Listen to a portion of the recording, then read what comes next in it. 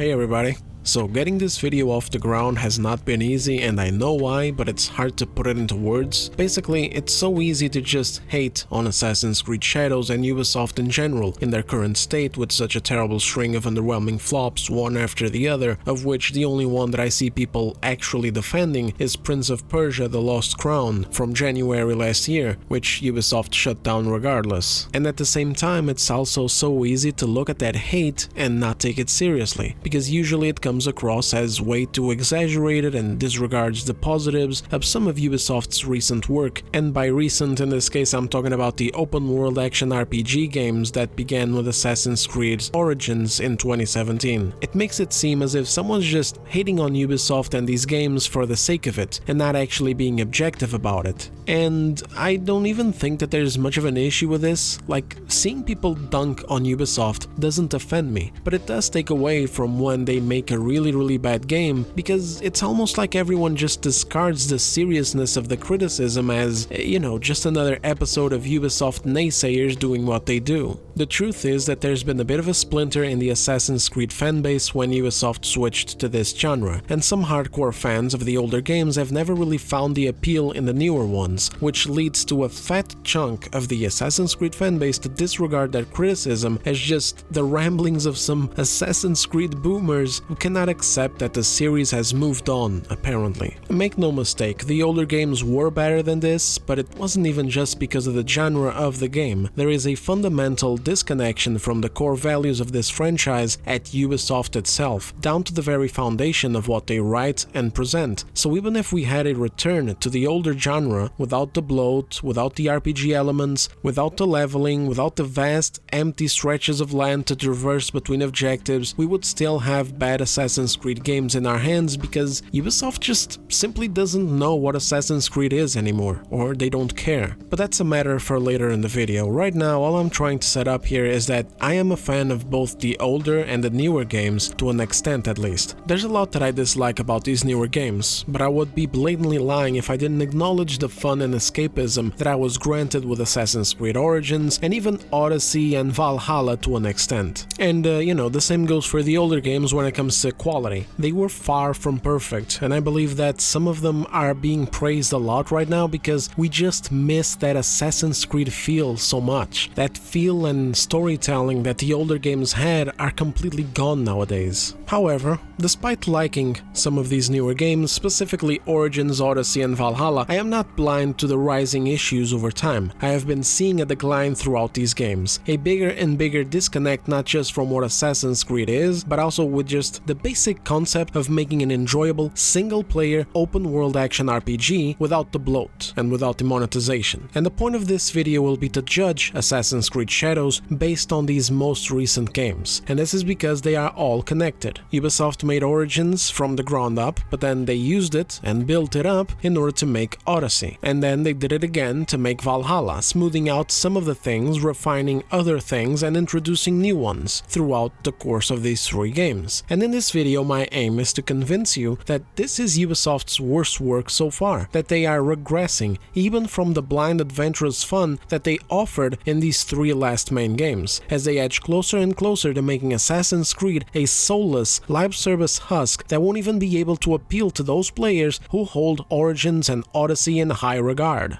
I really do think that Shadows is a terrible game that doesn't have anything to justify recommending it to other people over either of these three games, which are even cheaper to pick up than a copy of Shadows. And throughout this video I aim to show you why this isn't just baseless hate, but actually valid criticism justifying why. Oh, and we're going to be doing all of this entirely without going into the culture war issues surrounding the game, and without drawing unfair comparisons to other franchises or even to older Assassin's Creed games, except maybe sometimes for the reasons of narrative, to do with writing. So, now that we have all of this set up, let's get into it. Quick word before we dive in though, there will be timestamps in the description and on the top comment to help you guys navigate through the various topics of the video. If you find yourself enjoying the video as we go forward, consider giving it a like along the way and subscribe for future content like this, both for recent releases and older games. Alrighty then, let's jump in.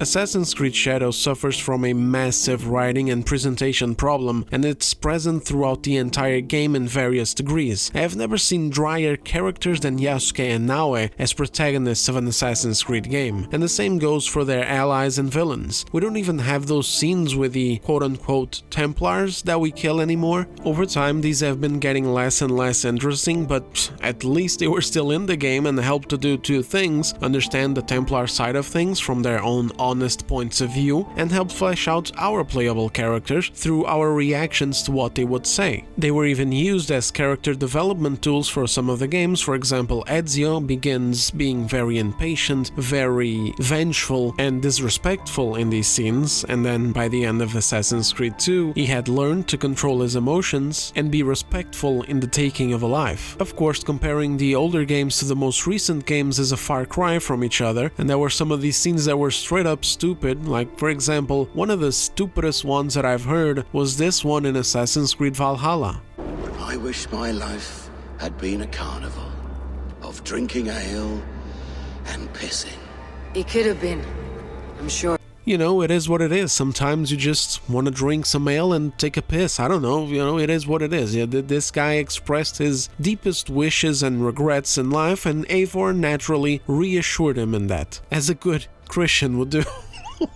But now in Assassin's Creed Shadows, we don't even have that at all. This time around, Ubisoft decided that doing these scenes was just too much work, so that's yet another piece of Assassin's Creed's identity yanked out of the series. A lot of this is also exacerbated by some of the worst voice acting I've ever heard in a game, coupled with some of the worst facial and overall body animations in any Assassin's Creed to date. This is also something that has been in decay for a while now, with these games having worse and worse facial animations and presentation in their scenes, even when we compare them to the older games. And this is because, more specifically, we are getting less and less actual cutscenes that are acted by actors, and more of this generic character number 1 standing in front of character number 2, talking and occasionally emoting with several preset animations. But with Shadows, they didn't even bother to smoothly transition these animations together, so very often throughout the game we see these characters interacting and quite literally switching from one animation into the next, almost like a robotic snap. And some of the expressions, I don't even know what these are. I mean, just look at this one right here on screen. What is this? Breathe deeply. Come into the present moment.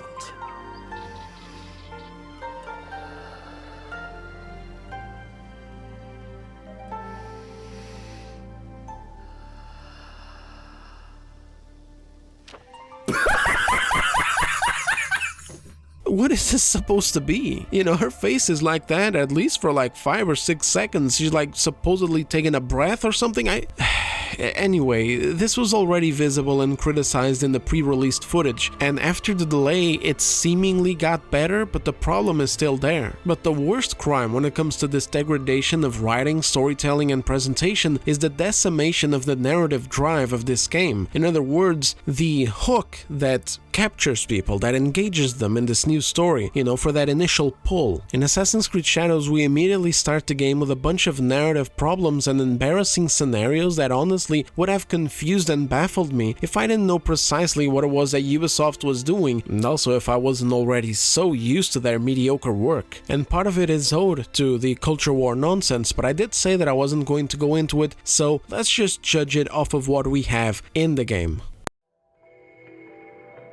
There's a massive problem with Yasuke's character. Ubisoft wanted him to have two completely opposite backstories and traits. They wanted Yasuke to be both a foreigner to Japan and a slave who suffered through inhumane treatment, but they also, at the same time, wanted him to be a legendary, honorable samurai. This just doesn't mean that they wanted him to be a foreigner who became a samurai. They wanted him to embody all of the cliché values that samurai represent in fiction. They wanted him to have the morals, the wisdom, the cultural knowledge, etc. that only the most noble of local Japanese samurai could have. They wanted to sell this character as someone who truly belongs, unquestionably so, and who upholds the very values of what it means to be samurai, even to those around him who are actual samurai. And because of this, we're left with scenes like that intro where he's both supposed to be scum, but he is my sword bearer, a slave. He does not speak the language. Lord,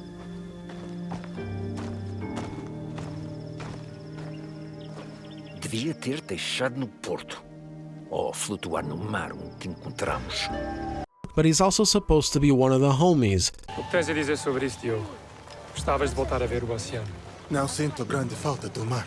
Considerando a quantidade dele que tinhas engolido quando te encontramos, percebo. Isso foi há muito tempo. He's supposed to be a slave, but he's also supposed to be respected. And of course, he's supposed to be just some random fucking guy who just touched down on Japan, but somehow he already understands the Japanese language. He is all the people of Kyoto speak about since his arrival.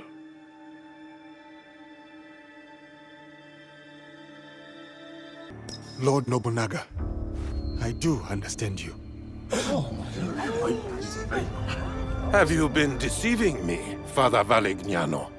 No, Lord Nobunaga. Even I am surprised to hear Diogo speak like this. And this is exemplified right here. In this scene, he's dressed up nicely and walking alongside the priests. He's even dressed nicer than the priests. And he's having some friendly banter with the guys, talking about not liking the ocean and them understanding that because, they found him while he was drowning. Then he's also getting praise for being so tough that he kept them safe from bandits on the road. But then, in this scene right here, just a few minutes later, suddenly he is scum who should have been left for dead. Are these people bipolar or something? And also in the beginning you see this big box right here. This is where they are carrying Nobunaga's prize, a big Portuguese chair, and they have servants carrying it off camera. Then they drop it off during the meeting with Nobunaga. If Yasuke is a mere slave, just scum, why wasn't he presented helping to carry the gift? Like, why wasn't he one of the people carrying that big box? If he's a slave, just scum, why is he being given an even fancier outfit than the priests? Why is he being praised so highly for being a bodyguard? And why is he being able to just wander off with no issue? As he has seen in the beginning of the scene, he's just at the edge of the river, just looking around at the sights, and also why is he being spoken to like an equal, just bantering with the boys? And mind you, I don't mind if Ubisoft's direction with the narrative was to present Yasuke in a different way, potentially as someone who is with the Jesuits rather than enslaved by them. This isn't even an issue to do with historical accuracy, it's an issue to do with consistency. I don't understand who I'm playing as here. There's constant inconsistencies with this guy and straight up bizarre occurrences that make him so incredibly off-putting, so out of place in the setting and in the narrative of the game that it looks like someone just installed the goddamn mod in the last minute of development. Again, if he's being given so much leeway and being treated as an equal and being praised for his bodyguarding skills, then why is it that then, later on, after the scene where he's told that he should have been left to die in the ocean, when Nobunaga asks to keep Yasuke, once again the priests flip the script and say that he's worth nothing more than to carry Nobunaga's sandals. Servant Diogo stays. He may yet prove useful to me. Very well. Though he is good for a little more than bearing your sandals. If it is their biggest desire to appease Nobunaga, to gain his favor, then they should be jumping for happiness when Nobunaga requests to keep the black man that is worth nothing to them and that should have been left in the ocean. And if he is worth something, if he is a great bodyguard, then they should be glazing him up as an amazing combatant and that Nobunaga is going to be very happy with that prize. Instead, their decisions just make no sense. Then that leads to this cringy scene right here, which, if you weren't already convinced that this isn't a story to be taken seriously at all, by the fact that Yasuke literally learns the Japanese language by merely touching the soil of Japanese land beneath his feet, then this should do the trick right here. Under me, sandal bearers become lords.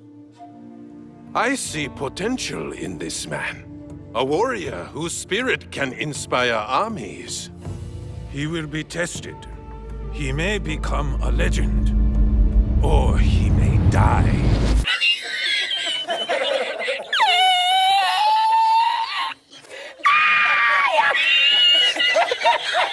But hey, hey, if at this time you're still not convinced that this isn't a story to take seriously, don't worry because there's more. Immediately after this scene, the screen fades to black and we are brought back 6 months later. We are in control of Yasuke as he attacks a village with Nobunaga. 6 months and he is already a fully formed samurai, and it was all done off camera. Please keep this in mind for later. And furthermore, as another example of this constant issue with the character of Yasuke where Ubisoft want to have their cake and eat it too, meaning they want to have the story of a poor victim, a slave, a foreigner, but also the story of the epitome of a legendary samurai, we have this scene a bit later in the game that happens during this assault on this village, where the shinobi master, who is apparently the Assassin's Creed master, more on this later, believe you me, walks out to confront Nobunaga, challenging him to a duel. And Nobunaga doesn't care. He acts dishonorably and he denies the duel with good reason. Why would he fight the man one-to-one when he has an army with him? Why would he risk dying on some technicality when the village is already won anyway? And when he simply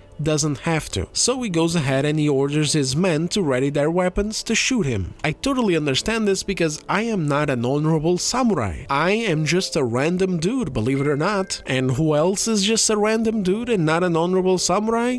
Yasuke. Even if we were to take into account that he has already been made his samurai recently in the last 6 months, he is still just a random dude who just landed on these shores about 6 months ago. He should be looking at Nobunaga's actions and he should be thinking, yeah, of course, no shit, duh, yeah, of course, why would he fight? Yeah, of course, kill him, what the fuck, let's get the fuck out of here. But instead, who is the honorable guy who stands up at the face of this dishonorable act? You guessed it, the foreigner who knows nothing about the land that he is on, who knows nothing of their customs, who knows nothing of their religion, who knows nothing of their values, nothing of this code of honor, and who was raised in a culture so alien to all of this shit that it is inconceivable for him to confront Nobunaga in this scene and volunteer himself to give the man an honorable warrior's death. See for yourself. And waste my breath? Duel me? No. Duels belong in the old world. The old world is dead.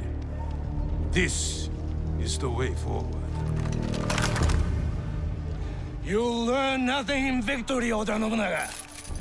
In your defeat, you'll know it all. Hold! Allow me to duel him. He is a formidable warrior. And so deserving of a warrior's death.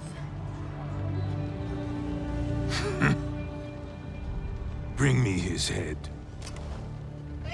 A gift for my idiot son.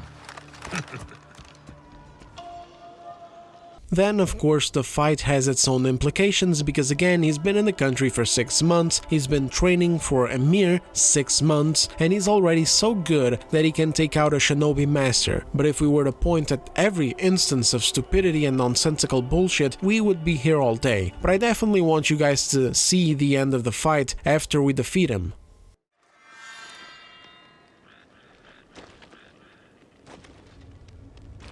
What is your name? Yasuke. You're special, samurai. Not for your skin, for your skill. Your daimyo does not deserve your greatness. You're special, samurai. Not for your skin, for your skill. Your daimyo does not deserve your greatness. I wanted to show you guys this because this man just starts glazing the shit out of this stranger in his enemy's army who just burned down his home and slaughtered God only knows how many of his people for no reason whatsoever. Ah, you are the best. I have never seen anything like this. He does not deserve you. And I need you guys to understand something right now, okay? This happens so often throughout the story that you will be having a random conversation or a fight or whatever, and for no reason, the writers take a dump on what's going on in the scene just to be able to glaze Yasuke for doing nothing. Literally nothing. Like, you hear people glaze this man for actions that you as a player have not seen and that these people themselves could not have seen either because they either just met the guy or, in the case of Naoe, Naoe, it's even stupider in the case of Naoe, whenever Naoe just stops to glaze Yasuke, because in her case, he is the guy who charged into her village and slaughtered her people together with Nobunaga. They never really resolved that conflict throughout this game. Ubisoft just deleted the conflict from the script. They just made it vanish like a magic trick. Naoe wants revenge, but then some fat kid just shows up on the scene and goes, well, if you think Yasuke deserves to die, then you pass me the katana next, because then you deserve to die too. And I'm sorry, I know the structure of this video is getting boned as I go off into a rant right now, but this was peak retardation. For context, early in the game, Naoe gets injured when she goes out to assassinate one of the Templars, and then she goes and spends a few months healing up in a temple with an old man and a fat kid. And then the fat kid becomes your best friend or something like that. And then in this scene where Yasuke and Naoe meet, he tells her that he was part of the crew killing all of her friends and family and torching her home. When Naoe is about to kill him, the fat kid comes out and reveals that the Templar that Naoe went to kill early in the game was his father. Oh no. And so, you know, he got over it, so she should get over it too, because he also wanted revenge, and the reason why Naoe should not pursue revenge on Yasuke is because then she also should deserve to die for having killed his father. Stop! Stay out of it, Junjiro. No, you don't understand. He killed Egans, my family. He's a monster. Then you're a monster too. What? My Chichue. When we first found him, I didn't believe it. Soren wanted me to be kind to you. He said we should show you mercy. Even when I didn't want to. He saved us. He did bad things, but so did you. So if you kill him now, then you have to hand the katana to me next. I'll do it. I'll really do it.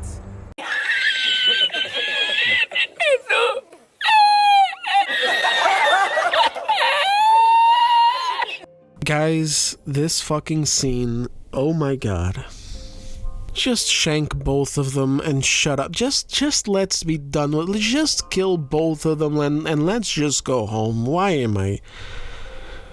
Oh god, what is this, fucking Nickelodeon or some shit? Jesus Christ. Sadly, the Ubisoft writers had a different idea, and so instead of ending the conflict like that, or doing the next best thing, which would be to end the conflict with an uneasy alliance that would, you know, eventually grow, hopefully, throughout the development of the game, Yasuke and Naoe would grow to understand each other, grow to even like each other, and, you know, forgive each other, or in this case, her forgiving him for having done what he did. No. They just delete the conflict. It just ends right there, and everybody becomes best friends. As if the stupid argument that the kid made any sense at all. For context, on screen right now we have the kid's father. Yeah, that's him, you know, the guy who just rocked Naoe's face, took her shit, and left her for dead. So Naoe, you know, gets her face rearranged by this jackass, who also takes a very important box from her and is part of the Templars, who also killed her father, and then she also gets her home burned down and her friends killed by Yasuke and Nobunaga, but according to this kid, she can't pursue vengeance on Yasuke because, oh no, she killed the Templar asshole who attempted to kill her, and that's bad because he had a fat kid who became her best friend during the few months that she was recovering from her wounds at a temple. And yeah, that's it, these people become best friends and live happily ever after in their pursuit of the big bad Templars. Any, you know, like good, engaging friction that Ubisoft could have exploited between Naoe and Yasuke to give some edge to the story, with how directly opposed they are because of Naoe's hatred for Nobunaga and Yasuke's deeper understanding of the man and his actions, was completely thrown into the fucking trash. We will have none of that here. They have to be best friends, best buddies, has to be a big brother and little sister kind of thing, because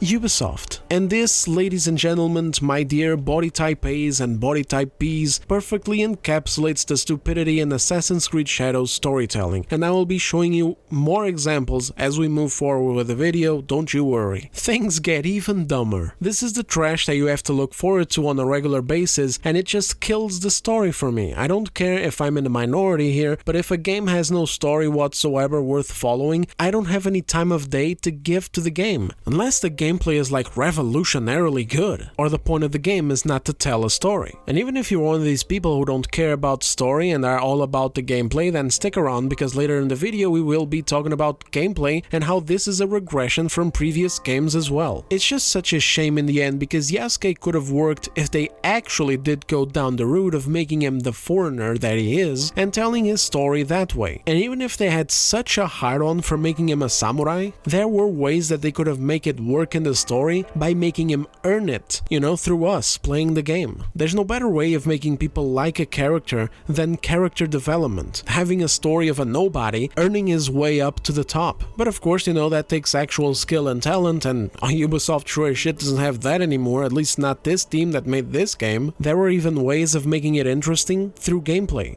Because much like in Valhalla, for example, we had Eivor move differently because he was a big, bulky Viking, and also his combat finishers were brutal. The way that he used the hidden blade mounted on his wrist was also very brutal. He used to gut people vertically with it. And he didn't just stab people with the blade, he literally drove them into it like a punch. These were things that, you know, they were part of his character, part of him being a Viking. Similarly, we could have had Yasuke's background factor into the way that he handles weapons.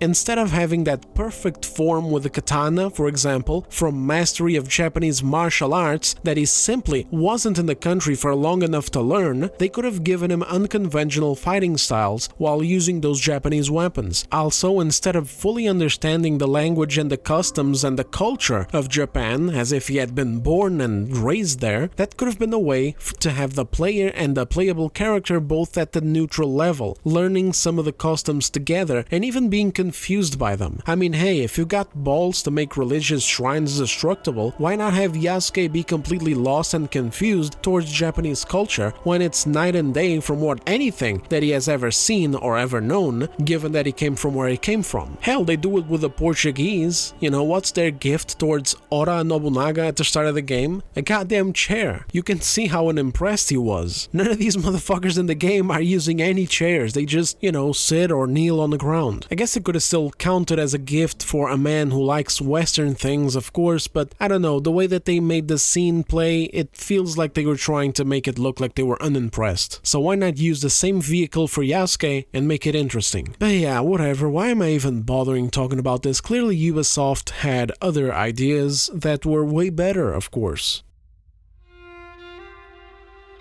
So we went through Yasuke's stupid narrative issues, especially at the start of the game when there should have been none in order to get a player's attention and get him invested into the characters. Now let's get into Naoe's. Naoe's problems are different and much simpler, honestly. She's just incredibly boring and suffers greatly from incompetence of the writers and animators. She has a father who they failed to make us give a damn about in the very short intro part of the game. Everything is on fire, he sends us to go and get a box to protect it. That's when she goes and gets hit in the face by that Templar samurai. Then her father rescues her and takes her to a friend to recover alongside him, who is also injured. She gets back up and heads back out to get the box from the Templar. So we're back on the controller, we go to a castle, infiltrate it, assassinate the fat kid's dad, take the box, run, and then this scene plays, and it's just, what a mess. See for yourself.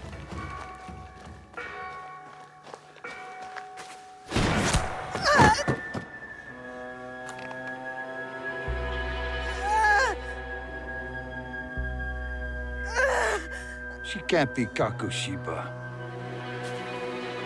She's just a child. She's like a cat with a gold coin. She has no idea what she carries.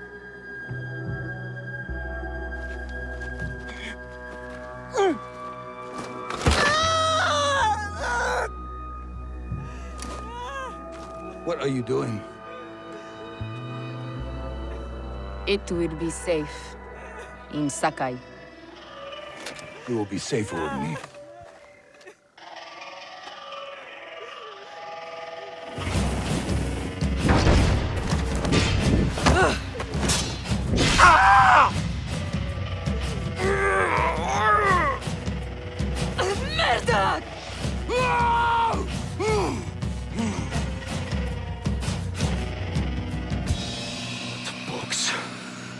is not for you.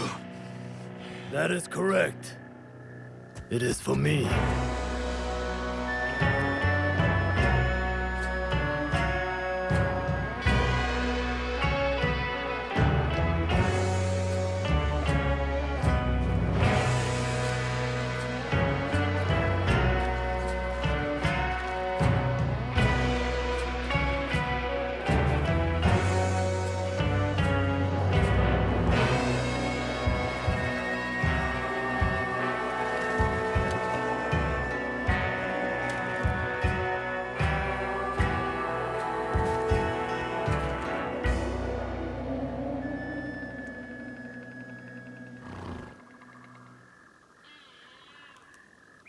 I've actually seen people on social media defending this as one of the best scenes in Assassin's Creed and as a comeback for anyone complaining about the issues with facial animations. Basically, it's like, hey guys, look at this one acted and pre-rendered scene in the midst of this insanely bloated 100+ hour game when 90% of your interactions will be person A standing in front of person B talking with broken facial animation cycling in and out. Isn't it amazing? But no matter, let's just get back to the scene. So this lady is running out of the castle and she gets shot by these two morons ambushing her. So far so good, you know, fine. Her dad shows up to protect her, also so far so good. After all, you know, he was recovering from a wound, he is still visibly wounded. All he'd have to do was wake up, ask where his daughter is, you know, it would stand to reason that he would chase after her to try and protect her. But then everything goes to shit as the game does this cringy ass reveal of the villain roster, with all of these losers just popping up out of thin air from the same direction their father came from. The scene itself is already enough cringe all on its own, the terrible music, the Tarantino wannabe presentation, the nonsensical nature of all of these morons showing up in their outfits and masks. Nobody knows why the fuck everyone is together, nobody knows why they're there, nobody knows why the other two were running up ahead, why the father, who is a master assassin, didn't notice an entire entourage of dingleberries taking a midnight stroll in the middle of the woods, etc. But then it gets even worse when this happens.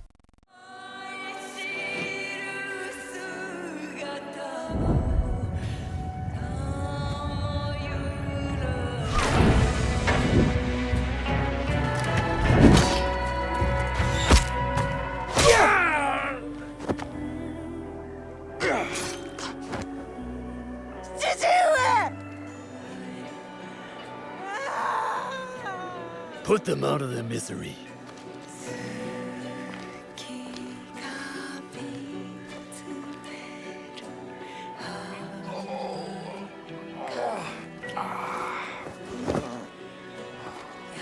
Your life's work is undone tonight.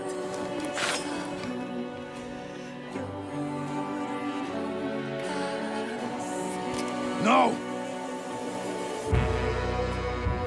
Let them suffer. Let them die in pain. Fine. We have what we came for.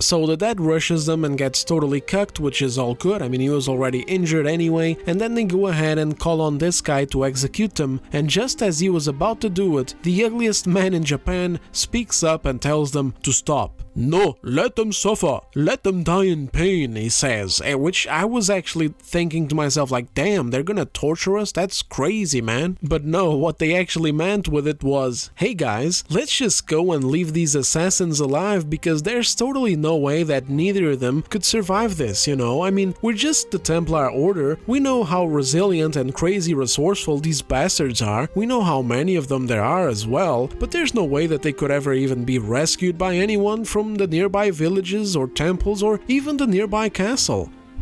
Like, who the fuck wrote this? Neil Druckmann? What, is this what they were going for? The Joel scene from The Last of Us 2 where they off a father and then they leave the daughter alive like, fuck it, what's she gonna do anyway? Come hunt all of us down?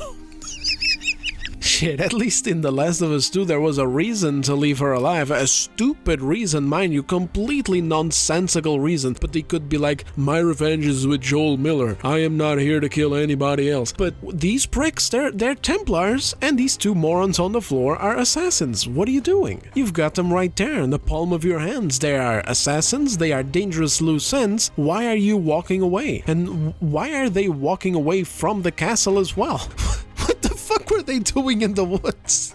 Were they supposed to go into the castle? Anyway, then she gets rescued by the old man and the fat kid, because of course she does, why wouldn't she? I mean, sure, her father did get run through by a sword, his chances of survival were terrible, but she just got grazed by a bullet off the side of her torso and got her leg stepped on. When they're leaving, she's not even knocked out on the floor. She has her head held high and she's crying out, like she literally has the power to literally be like, help! Can I get some help around here? I've fallen and I can't get up. But they just walk away. She's not even doing the smart thing and playing dead. She's just over there like, ooh. Who the fuck wrote this fucking game, I swear to God? Then she gets nursed back to health, which is a thing that takes months, and we get to see that time pass by with the seasons changing and gradually bonding a bit with the old man and the kid. And by gradually bonding, I mean, you know, showing him scared at first and then talking and drawing together later, and then him not being scared of her anymore. Again, guys, it's just boring. She's just so fucking boring, dude. Then once she feels ready, she sets out to go and find those masked guys, starting with two leads, one being a lady from Sakai who likes golden guns. It's the one that shot her in that scene. And then once you find her, you end up seeing this terrible scene here, which also became a meme on the internet. Ah, that was the feeling I couldn't place. It's you from that night. So will you gun me down like a coward?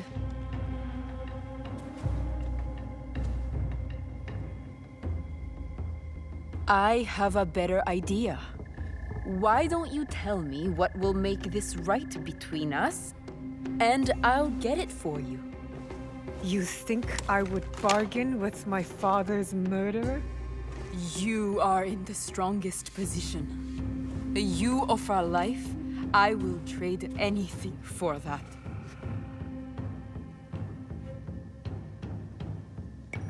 I want the box you took from me that night. Ah, the box. Well, it isn't here, but I can take you to it. No, you'll tell me where it is. I do that, you'll have no reason to let me live. So you won't tell me where it is? No. Then you're of no use to me at all.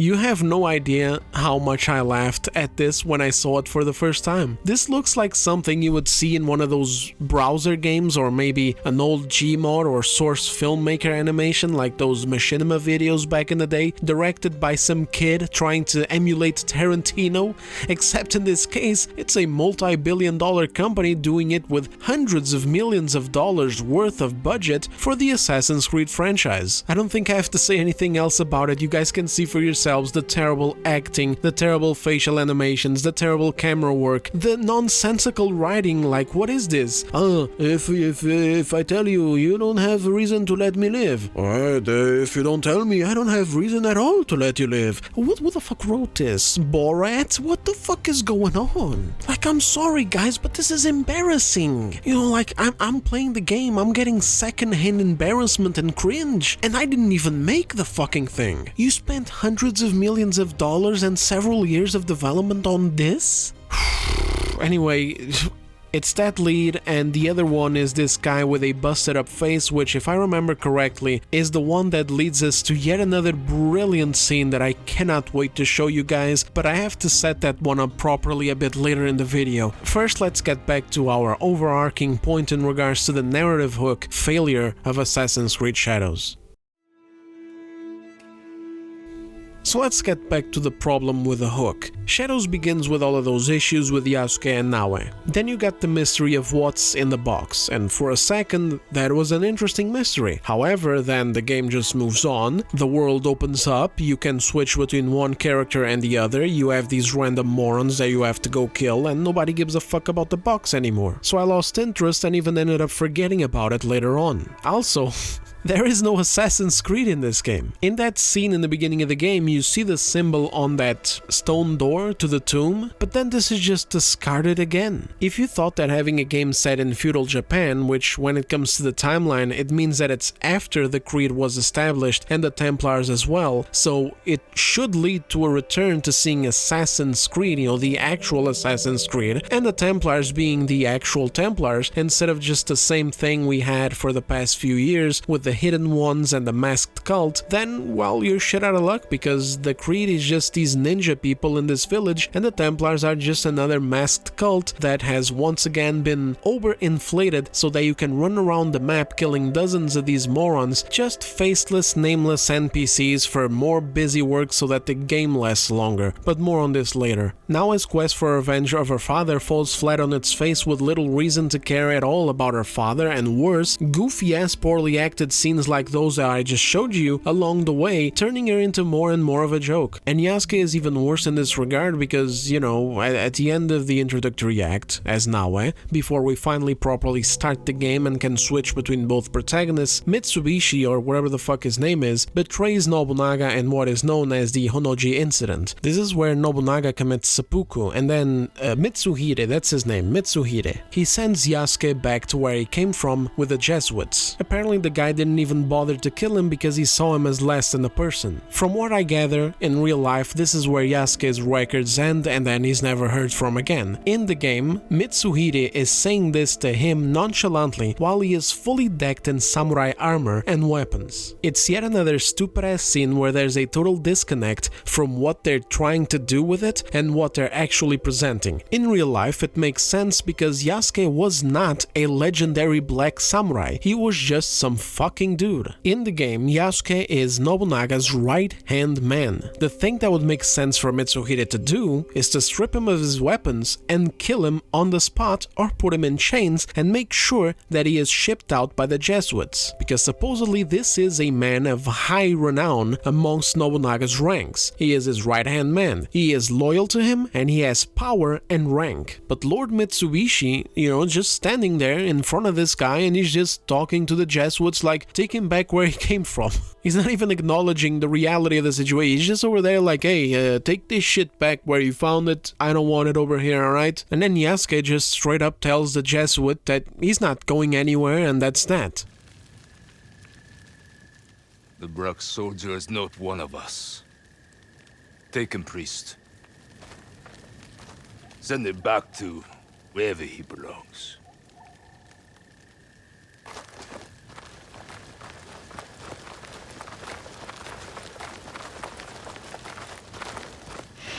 You know that I am not going anywhere. I know. Vai con Deus, my friend. And then his mission changes to finding himself, whatever the hell that means. So he seeks out Naoe because she has a hidden blade, and that has significance to him because of something in his past. And then he works with her to defeat the cultist order, the Templar order, but it's not Templars. You guys get what I'm trying to say here. Because they were also supposedly opposed to Nobunaga. And this is it. It's weak as hell, there's barely any personal attachment to any of this, and to make matters worse, it doesn't even follow up on this, like the situation that they're setting up here, you don't follow up on it with the story, with something else of importance that further solidifies their mission, or maybe something of relevance that shows up in the next arc or anything like that. The world just opens up to you, and you're given a couple of targets to go out and question and unveil more members of that cult to assassinate, and they have their own little concentrated stories that play kind of like low-quality side quests. They're separate to one another, they don't follow each other, there's really very very little to grasp onto here. In comparison, let's take a look at other Assassin's Creed games and their hooks, and as promised, I'll refrain from using any examples outside of Origins, Odyssey and Valhalla to keep this super fair and to also more directly show you guys why and how Shadows, despite being a game that is built on the same foundation and template of all these games, doesn't take advantage of that huge benefit to improve itself in areas such as combat, quest design, writing and presentation, and instead does the opposite, by getting worse in general. There's only 3 things that this game does better than its predecessors. It's Naoe's movements, specifically her acrobatics, which was a feature that never should have been removed from Assassin's Creed. You know, when people complained about it in Origins, it should have been immediately addressed in Odyssey. Next up is the stealth gameplay. Shadows added a prone button plus a system where lighting matters, and we can also put out lights in order to create stealth paths for us to pass through. There's also the addition of more hiding locations in the various camps and castles. These systems are obviously not perfect. Going prone is even a totally broken way to play the game, as some enemies straight up don't know what to do when you're crawling around on the ground, like they can't hit you, but hey, it just goes to show that I am not an asshole. These are issues that can be patched and fixed, so I'm not going to nitpick them. And lastly, the weapon customization system is great. Oh, also of course the visuals are very beautiful, very detailed environments and far-reaching draw distances. But that aside, everything that this game does is either worse than its predecessors or the same, and for a higher asking price. But anyway, let's get back to it. Let's start with Origins. In Assassin's Creed Origins, you play as Bayek, a magi who is traveling across Egypt with his wife, hunting down the men responsible for the death of their only son. In the first few hours, we see Bayek kill one of them in a ruin. We will find you. We will find you in your sleep. Sleep. I never sleep. I just wait in the shadows, and I will kill you all. Everyone who sniffed the air that day in Siwa! Then he travels back home to heal up and catch up with an ally and track down one more of these cultists. We're shown flashbacks to Bayek being a father and the terrible moment where the man took his son and him down to a chamber, threatening to kill the boy if he didn't share the secrets of that chamber with a masked man. Once again, this scene isn't lavish or stupid like the one in Assassin's Creed Shadows. You don't need the entire entourage of masked morons to show up and present themselves to you like a bunch of cartoony villains, trying to play it cool with a combat scene, and then the woman on the floor doing the worst impression of someone crying. In Origins, the scene is simple: a few masked bastards, Bayek and his boy in danger, and a little bit of acting to sell us on the desperation that Bayek is feeling because he doesn't know what it is that they want. They took him and his boy and are threatening him with his life because they think that he knows how to open the vault, because of him being a magi. But he doesn't. He is slurring his words, desperately trying to buy himself some time, and likely knowing that he's cooked either way because of being outnumbered. Here's a short snippet of the scene. Try it your way. I'll leave my son out of this! Your son has something to explain to you. Would the ibis show him the orb? We believe we need this to enter the vault. This is a waste of time! The boy is frightened. It's all right. Papa, they need you to tell them about the vault. They need to know how to use this. As Measure, you must have some clue or key or legend that explains its use. I don't know anything about this vault! Please leave my son out of this! The Pharaoh has been aroused. He insists He will be discovered. Here. Quickly!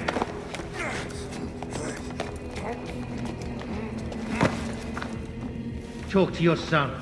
If the vault isn't open when we return, you'll never see him again.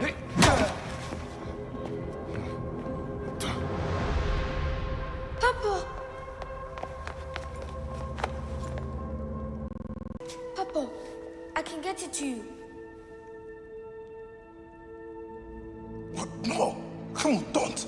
They're going to hurt us. Hemu, Hemu! This foolish waste of time! Hemu! Out of time? Tell us! No, I don't know. We must go now. I will cut the heart from the boy. No, wait. He will never know the afterlife. No, I will tell you! I will tell you! I will tell you! Keep stalling for time! Stop! This is madness!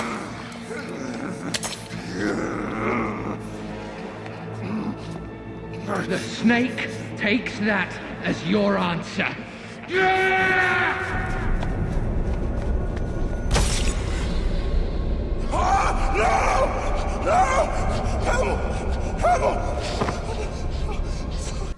Now don't get me wrong, fellas, it's not like this scene is perfect, it's not like this is peak cinema, but that only goes to show just how much worse Shadows is, and for no discernible reason. Like, I genuinely don't understand how your writing can get worse as the years go by. Gameplay is another thing, you know, at the end of the day, if you're trying to make something new, or trying to improve previously established mechanics, it's excusable that some things can go wrong. Ambition sometimes does derail a game because people have too much ambition, but they don't have enough time or money to implement things properly. But writing and storytelling? How do you get worse at that? Anyway, back in the present, after he deals with a masked bastard, you then exit out onto the world with a new mission. You go to Alexandria and see your wife. In order to get there, you go through a bit of a desert and oasis area, and your way there is very simple. It's not caked with garbage getting in the way just to bloat the game. At most, you can stop by a friend's place and do the Sekhmet festival, which grants you a cool new armor and a couple of side quests. We'll speak about side quests a bit later in the video as well. But that's it. You're not being immediately drowned in distracting garbage. And as you progress through Alexandria, it is revealed that the network of masked bastards that you are chasing is much bigger than you think, and also much more sinister. And so you must seek allies and even meet up with Cleopatra, who is also after them. Together you guys form a little crew. Things are not all perfect, but you know, they're kept professional. There's a bit of mistrust here and there. There's a lot of conflict because Bayek isn't fully sold on doing this just yet. His wife is, but he's not. His wife trusts Cleopatra.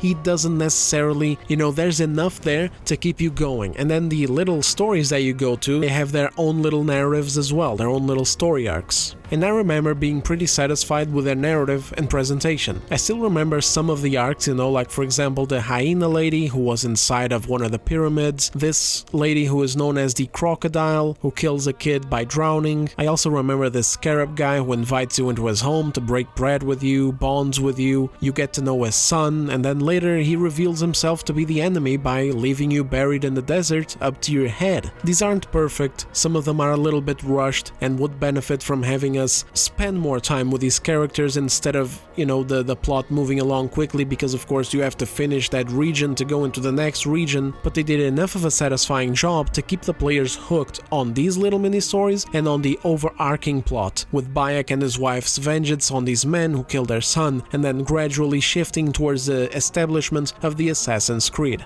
Now let's check out Odyssey. I like Assassin's Creed Odyssey's hook even better. It happens much earlier in the game, and despite me having a lot of issues with this game in general because of the structure of the game being very akin to what Shadows brought back, with an emphasis on trying to treat it as more of an online live service single-player game than an actual single-player game, I do have to admit that this game had some really well-made story arcs. This is the one I haven't played again since my first playthrough, and I still remember some of them, such as the Minotaur Saga down in the desert islands at the bottom right edge of the map, the crazy volcano arc. I think there was some huge competition down there between various mercenaries, the story between those two islands in the top right area, I think Lesbos and something else. It involved that woman Kira, who everyone was simping for at the time. Of course the arc with Medusa and the Sphinx were cool as well, you know, and some other main story stuff like the Plague in Athens. The biggest curse of this game, honestly, is that it's attached to the Assassin's Creed franchise. All Ubisoft had to do was cut it out from the series and present it as its own thing, its own original IP, and I think it would have been even more successful because you would immediately not have that criticism there about this being a total shit show when it comes to Assassin's Creed lore. And it also would have allowed them to take even more creative liberties, though the structure is still an issue. It was still a very bloated game. But that aside, I do actually admire and respect what they managed to do with this game when it came to the appeal to adventure. This game really feels like a big big adventure, and don't get me wrong, it's not perfect. Again, as I just said, the emphasis on trying to treat this as a single-player live service game, with all the bloat that they filled this game with, absolutely hurt it in my eyes. But the rest worked pretty well. They managed to make this feel like a grand adventure throughout ancient Greece, and that's a very desirable setting for a video game, with some mythological elements sprinkled in. Elements that they could have gone even crazier with if they had unshackled it from the Assassin's Creed franchise. Anyway, in Odyssey you start out as either Cassandra or Alexios in a very small, calm and detached island from the rest of the Greek world. You do some basic introductory quests while the game presents you with flashbacks to your past, one of them being of your ancestor, King Leonidas, in his War of the 300, to show his weapon, his spear, which is a special piece of Eden sort of weapon that your character has, although it is broken. You're also shown other flashbacks of your past, such as training with your father, being thrown off of a cliff, and sailing away in a rickety old boat in the middle of a storm. Pretty cool stuff. Outside of that, you're a tough mercenary looking to make it big, looking for a way out of your boring little life in that island. It's worth noting that Kefalonia is a very small island, so while you can roam around and while you do have several side quests that you can engage with in this space, it is a very short space. All side quests are tied to Alexios though, by the way. Every character that you talk to that gives you a job is a friend of his, giving a little additional context to your character, to your life there. I say Alexios, by the way, because that's what I usually play with, although I have done a playthrough with Cassandra as well. Then, an opportunity finally presents itself. A very strange man shows up with a contract. His demeanor is completely different from the quaint people that you have met so far. He's a strange man. He is eloquent, he is noble, he has an air of danger. He also presents himself as someone who knows far more than he is letting on, even knowing who you are. He hires you to get a priceless item from a den of bandits. Once you return, he shows no interest whatsoever in the item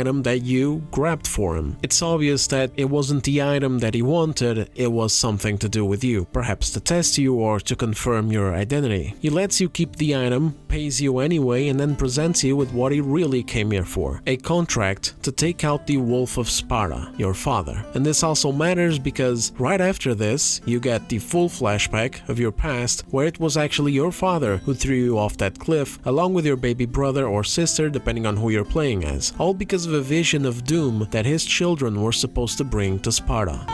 He has Toss him over! Pay for his dishonor, for the life he has snuffed. He is no Spartan, Nicholas. Don't listen! Nikolaos! Don't listen! No! No! Don't listen! Nikolaos! Why?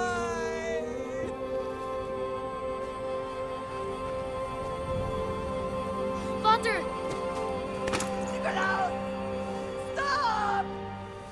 Nikolaos! No! Nikolaos! Nikolaos, look at me! Look at me, Nikolaos! Don't! Don't listen!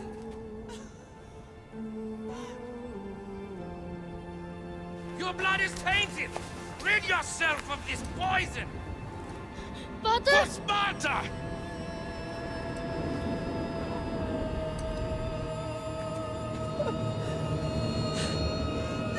Father! No, my baby! Alexios!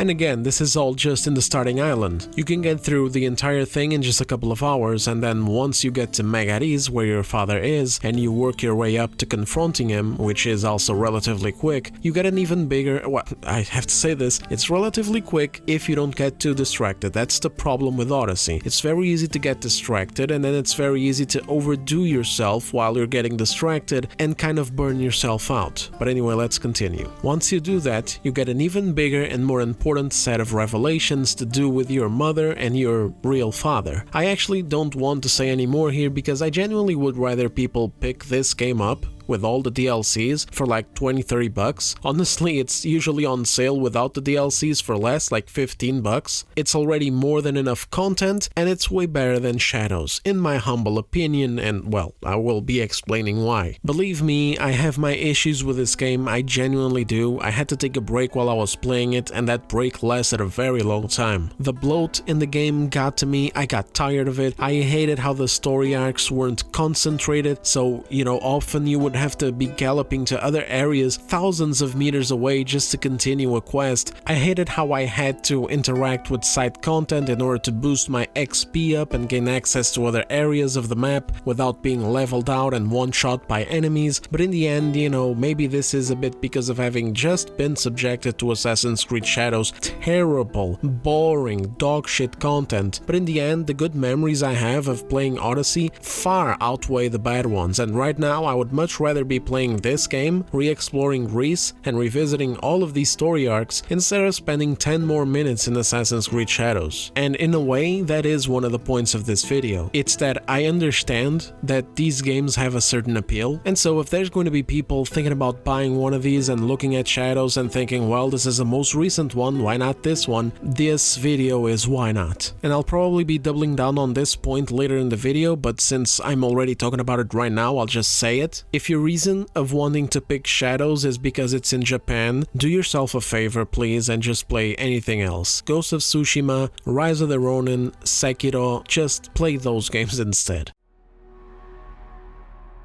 So again, you know, credit where credit is due. If you do something good, I'll always point it out. If you turn your franchise into shit, and you make a terrible game that is so incredibly boring that it cannot even compete with your previous flawed work, then what the hell are you doing? You know, like Shadows has nothing to offer in these cases. The narrative hook is a fucking joke. Nothing interesting happens. The enemies you come across are not only lame and so lacking that to call them one-dimensional already feels like a compliment, but they're also terribly acted. I feel like I'm playing something like Elder Scrolls Online, where the characters exist only to either give you a quest marker or to get killed by you. And the concepts of the story have nothing interesting to them at all. There's no cool concept mixing ancient civilization and people, there's no epic call to adventure in an ancient land begging to be explored, and there's no effort to try and keep players engaged by doing some proper fucking world and quest design where ideally you wouldn't be deliberately trying to bore your players out of their minds in the first goddamn hours of the game. There's no fun or relatable characters at all. You got Yasuke, who was a fucking Mary Sue type with no room to grow as a character at all because the game immediately presents him as a perfect specimen. He lands in Japan, he already knows Japanese. Now that's a neat magic trick right there. Forget learning and integration, he's already in. He has one conversation with Lord Nobunaga and Lord Mitsubishi and he's already their favorite vassal. 6 months later, he's already a fully trained samurai king, fully versed in the Japanese martial arts. He's already stronger than anyone else. Bro is literally destroying massive castle doors with a shoulder bash. In Valhalla, we had to use a fucking battering ram for that shit. He's already more skilled than the master assassin, so he beats him in a fight without even breaking a sweat, and gets glazed for some reason. He's already so incredibly integrated with Japanese culture, customs, history, and religion that he prays at shrines, gets bowed down to, you know, on a minute-to-minute basis. You know, NPCs, you walk through the streets, they're bowing to you, and he understands more about the codes of honor than even Nobunaga himself and all of his retainers, who are going to shoot a man down instead of giving him a respectable, honorable warrior's death. Every now and then, throughout the story, he just keeps getting glazed for nothing. He doesn't make mistakes, there's no room to grow, there's no room to empathize with his character, to relate to him, to see him struggle, and then feel that connection to that character when we see him succeed after putting in hard work. These are universal human values that will never go out of fashion. This is stuff that audiences love. It just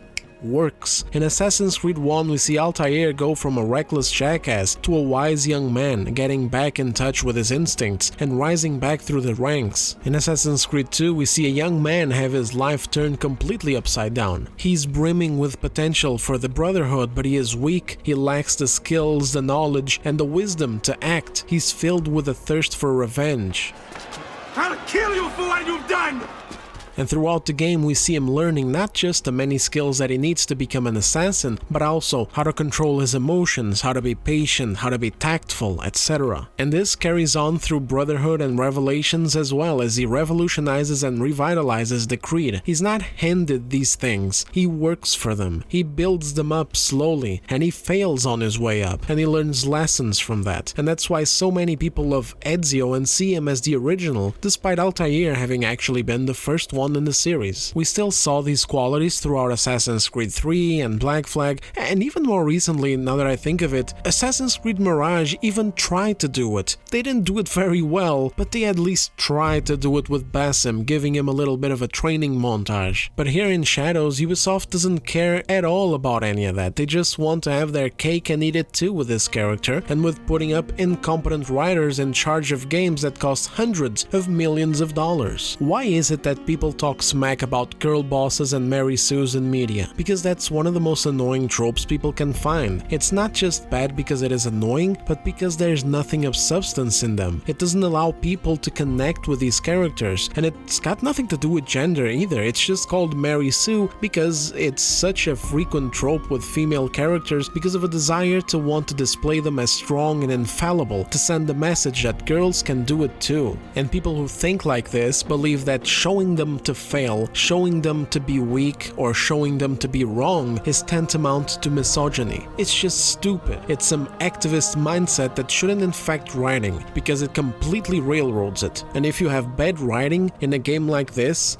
you better have amazing gameplay, otherwise what the fuck are we doing? I will always take a character that is weak and humble and develops strength and confidence than one that is already perfect off the get-go, to the point where the movie or the game is just to realize how perfect they were all along. These types of characters can be excruciatingly boring, and they can be men too, such as Yasuke. I think there's actually an expression for a male character as well like this. Maybe it's Gary Stew or something, I don't really know. But anyway, notice that I'm not mentioning Naoe here. This is because we actually do see Naoe training to get her abilities. She is born into a cabal of assassins, her father is one of the best, we see him train her in flashbacks, and then we see her training again when she gets shot and her leg busted up by those losers at the intro of the game. The issue with Naoe is just that she is excruciatingly boring as well, just in other ways. It feels like Ubisoft had this character completely sidelined to place Yasuke at the forefront and center of the plot. Her personal story is underdeveloped, and using her in other stories feels dry as hell. She doesn't offer anything of value and acts very awkwardly at times, and in many cases it's not even her fault. Honestly, it's, like speaking as to the actress and the material, not to say that the actress is particularly good, but in this case here, it's just that so many of these interactions that you have with NPCs are so dry. They are literally just there to give you another waypoint on the map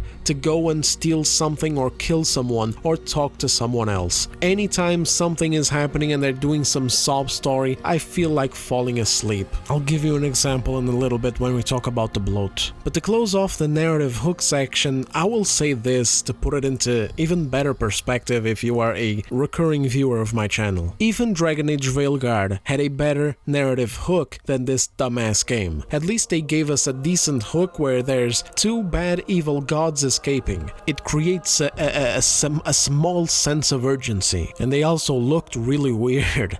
Don't get me wrong, it was a stupid-ass decision to lock Solus in a box for the entire thing when the game was supposed to be about him, but on its own, at least we had the two nasty evil gods situation and a ritual going terribly wrong. And then they would start screwing everything up a bit after that, with the terrible writing and storytelling watering down these villains into weak morons who stand there while they can just literally kill the protagonists. But Assassin's Creed Shadows starts off immediately like this. Inconsistencies, confusion, piss-poor acting, groundbreaking levels of Mary suing, and during what is meant to be the hook, we already have the villains making stupid-ass decisions. If Veilguard's writing team got fired, I honestly believe Assassin's Creed Shadows' writing team should follow suit and never touch the franchise again. Fuck. If they don't want to fire these people, actually, it's fine, okay, you don't want to fire them, that's okay. At least put them working on the Rabbids games or some shit like that, where the only talking that these characters do is stupid sounds with their mouths. And even then, I don't know, they might actually screw it up. Man, this video is really turning out to be way longer than it should. I hope it doesn't detract people from watching. I'm still a newbie at making videos and a total loser when it comes to structuring long ones. Any feedback in the comments or support would be much appreciated. But now that we got through how terrible the main characters, the narrative hook, and overall plot setups are in comparison to the last 3 mainline games, I have to rant about how dogshit this game's presentation is. I'll be using the example of yet another laughable story moment unrelated to the stuff that I already showed you guys, with Yasuke's intro and Naoe's Quentin Tarantino moment. Then after that I'll be showing you guys another long-winded example of not just how bad storytelling and quest design is, but also how bloated this game is, even in the main quests, which is a new low for Ubisoft's games. Now let's get moving with this presentation thing. Where do I even start? At some point during Naoe's section earlier in the game, one of the main story arcs is to take out one of the big bad Templars. I believe it's even the one specifically who booked her father a vacation to Belize, if you know what I mean. Have you given any thought to sending him on a trip to Belize? Belize? You end up having to rally up some monks to invade a castle where the bad guys are. And I completely lost it when this happened because, well, first we have to set up the scene. First you meet up with some monks being attacked by some pricks, you help them out, and this is actually where you first meet Yaya, the big fat woman who isn't even actually fat nor a woman. I know, right? I was surprised too, but upon closer inspection, her body is literally the body type of a man. One of those big muscly NPC types. It really looks like they just took one of these body types and then just put her fat bloated face on it to make her look, well, you know, fat. But you look at her hands and you look at everything else, I swear, these are just like big bony man hands that she's got on her. The shoulders, the body, the chest, this is really just a dude. She also abhors violence, she wants peace above all. I don't know if this was Ubisoft's response to Norio in Ghost of Tsushima. This guy was a cool guy. His character arc is interesting and he becomes a bro to Jin. Yaya is just a cheap copy of that concept, except she's, you know, one with the body of a buff enemy NPC type and a face that makes it look like she's constantly walking around with her face stuffed with food. She reminds me of those squirrels or hamsters who hide food in their cheeks or something. Anyway, long story short after meeting these monks, you gotta go to a couple of other places to get more monks as backup. Then you guys meet outside the castle that you're supposed to assault. Sounds okay so far, doesn't it? Well boys, it's about to get really good. Have a look at the scene and, by the way, keep an eye out for the usual suspects, you know, facial animations and expressions. The reason why I'm not showing clips for every little thing so far that I'm talking about is in the interest of time, so this video isn't like 5 hours long. In this scene you get to watch cringe, storytelling, stupidity, bad acting, and the terrible quality of facial animations all at the same time. It's a 4-in-1 deal, just like our shampoo, bathing gel, shaving cream, and lighter fluid. Am I right, boys? I considered giving up. But we are here because of her.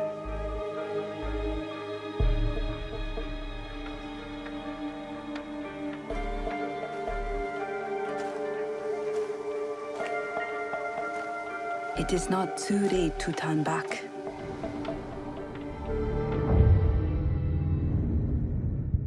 Promise me, Plum.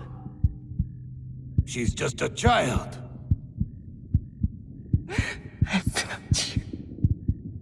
No! Let them suffer. Let them die in pain. No, we fight. My brave Sohei, Oda Nobunaga has brought us to the edge of extinction. Wada koreta, friends, to push us over!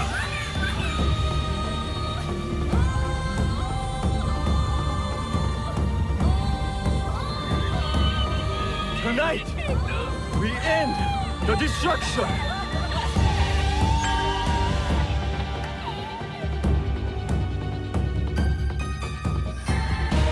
We succeed, or we die, fighting!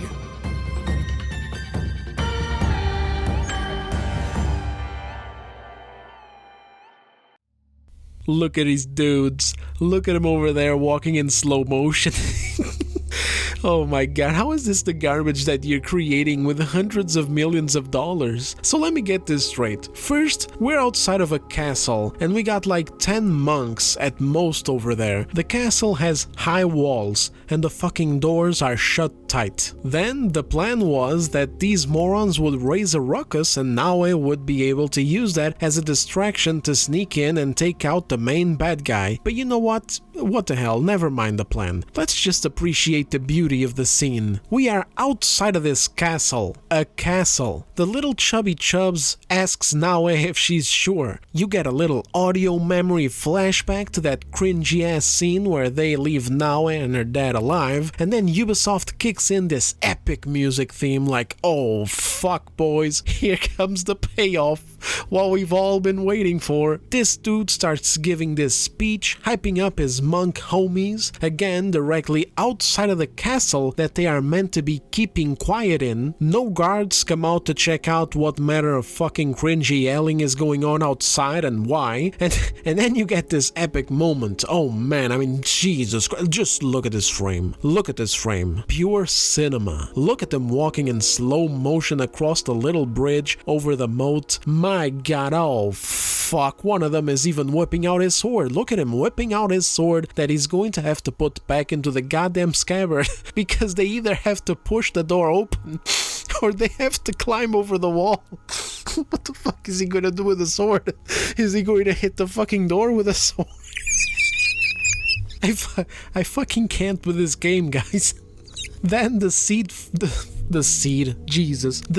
fades to black, and bam, you're back in the driver's seat, in control of the character, and somehow you're all inside already. How the fuck did we get through those doors or those high walls? Who the fuck knows? Where are the guards that are supposed to be guarding that entrance? Who knows? Why didn't any guards hear that racket outside? Who knows? Why didn't they get into position with bows and arrows and guns and completely decimate these fucking morons showing up with no shields, no ladders, no nothing? Who knows? Hate Zambro, stop hating. Maybe they didn't have arrows or something. Okay, fine. Where are the guards mounting a defense by the door and by the wall regardless? How did the doors open in the first place to let all of these monks in? Who knows? Where did all these monks come from? They weren't in the scene before. Who knows? Why are there guards fighting with monks outside the castle?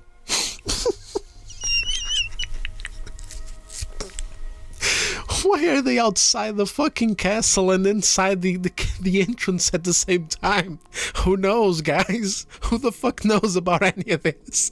It doesn't matter, boys. This is prime tier, quadruple A writing and directing. Just shut up and consume product, and then wait for expansion of product and engage with the e-store with the $20 cosmetic packs and the single-player battle pass to hold you over with monetized content until next product. Oh my god, I almost ended up crying right now. Just literal fucking tears on my eyes with this shit. And the night that I was playing this, I had to stop. I had to put the controller down. I couldn't stop laughing. And if you guys think that I'm bullshitting you and just taking like one bad scene from the game to try and misrepresent the whole, I am not. This garbage that we just saw and the other cringy scenes with Yasuke's intro or the Quentin Tarantino moment are what are far more representative of this game. This is what Ubisoft has to offer with Shadows. In fact, wanna know how is the DLC quest that they locked out only for players who pre-ordered this shit? I'm gonna try to find some footage of it, but if I fail to find some, I'll describe it either way. So the quest is called Thrown to the Dogs and stands as an example of how vapid this game is. They cut this thing out to create fear of missing out and get people to pre-order, but then there's nothing to miss out on at all. You go to a random grave and you find a dog there. The dog is wounded. He barks at you like, "Hey yo, follow me, dog." And you're like, "Aight." So you follow the dog and you come across some bandits on the road. You beat the bandits and then you keep following the dog. You come up to a farm. You talk to some bitch who hurt the dog initially. You get to pick whether to attack her or to let her go. And then while in the farm, you go around and you look for a key that opens some loot that belongs to the man in the grave that you found the dog at. So you look around and you find the key, then you run back to the grave site and the quest ends. Your reward is that you get the dog added to your hideout. Congratulations, dumbass, you just got fucking scammed. There's more instances of this kind of stuff throughout the game, just blatant stupidity. I'll quickly let you in on another one that happens shortly after this one, and then we'll get to the next topic where I will tell you about another one, which is in relation to the bloat in the game.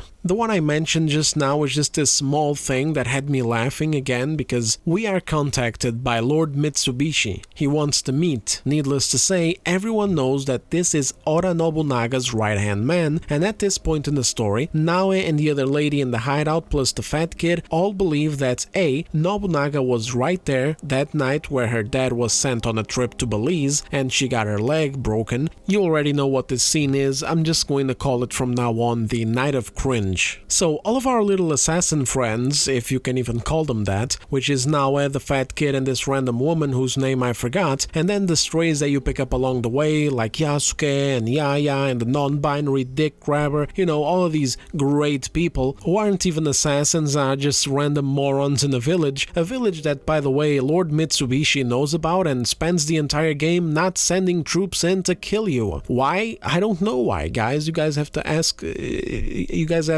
fucking, you know, the president of Ubisoft. Can't ask me about that shit, I don't know. Anyway, all of them believe that Oda Nobunaga was the leader atop the horse during the Night of Cringe, the main guy, and they know that Mitsubishi is his right-hand man, or rather, you know, was before Yasuke became the #1 right-hand man, of course. As soon as Yasuke showed up, he was like, okay, Mitsubishi, listen, this guy, this is the guy. But anyway, Mitsubishi is still his #2, his most loyal general, or whatever he is to him. So both the kid and the lady say that Naoe is obviously walking into a trap, but Naoe is like, nah fam, it's fine, I'm gonna go anyway, don't worry, I'll be careful, etc, etc. So then, when we meet up with him, he shows us the mask of the main guy during the Night of Cringe, the one that Naoe believes to have been Oda Nobunaga. And Naoe is so retarded that she doesn't even think for a second that that mask is actually his, and she's being played for a fool. She doesn't even give this very simple concept a single thought, and it's such a normal thing to think, like, how did he get the mask? How do I know that this mask isn't his? How do I know that this mask, sure, may be Nobunaga's, but he's just bringing it to me in order to set up a trap since he's his, like, commander or some shit like that? But now it gives zero thought to any of this and just goes with it. And to make matters worse and even more hilarious, then she meets up with him again outside of Honnoji Temple to get the assassination plan for Oda underway, and there's literally 1 or 2 more guys behind him in frame with those weird masks on. She's hunting morons with these masks, and they're right there next to Mitsubishi, and you can't even interact with it. Like, there's not even a dialogue option that goes, hey, what's up with the masked jackasses back there?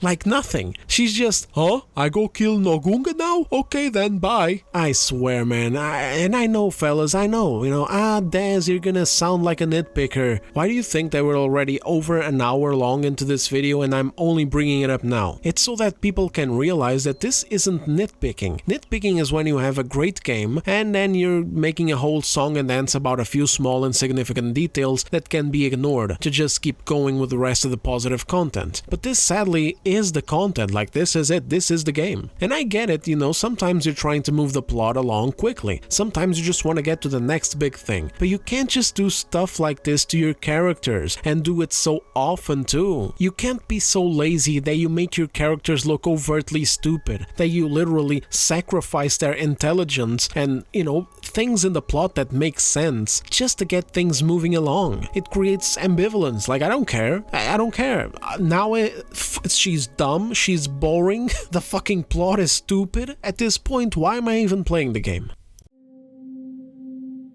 All recent Assassin's Creed games have had some bloat to an extent, even some of the older ones did, like Unity and Syndicate, but speaking strictly of the recent RPG ones, we have a lot of it at different levels, and in order to show you how much worse Shadows is in comparison, again, another example of a negative thing in the series that Shadows draws out instead of fixing, we need to talk about the other games a little bit. I'll keep it as short as possible. So in Origins, we still have that issue of level gating areas, making areas areas that are further away, not accessible unless you want to get one shot by enemies or hostile wildlife. I won't lie though, this aspect of these games has never bothered me so long as we can level up at a decent rate, which was the case in Origins. Origins felt like a much better designed game in terms of dishing out activities for the player to do. It didn't really go too crazy, it didn't have repeatable nonsense, and the world size and locations in it were not crazy either, nor were the main quests. I actually finished the base game with no DLCs in around 60 hours, then I kept the save file, and as the expansions released, I played them on the same save file, and then I went back and completed the rest of the game, getting the platinum at around 120 hours. So that's the full completion of the full game, plus the 2 expansions in 120 hours. Oh, and with a lot of exploration included, like I'm not someone who rushes games, I always take my time with them. Unless they fucking suck. Doing all of that in just 120 hours with the way that I play, like leisurely, is totally unheard of in every other game that came out, except, of course, Mirage, which was more of a spin-off side game. The side quests were a bit hit or miss. I would say that most of them were forgettable, but they did try at least to give you a little bit of a storyline to follow, as they were trying to recreate Witcher 3's success by not just doing fetch quests. I still remember some of them though, like the young philosopher, the murder mystery with the corpses being left at strange locations, the Greek dude who got catfished by an Egyptian woman, the 2 horse racing factions at war with one another, the little Roman kid named Enzo or something who was a clear nod to Ezio, etc. All in all, decent content with a beginning and an ending in sight. A game you could play and finish most of the content in a comprehensive amount of time and go for platinum without it being a slogfest. Or,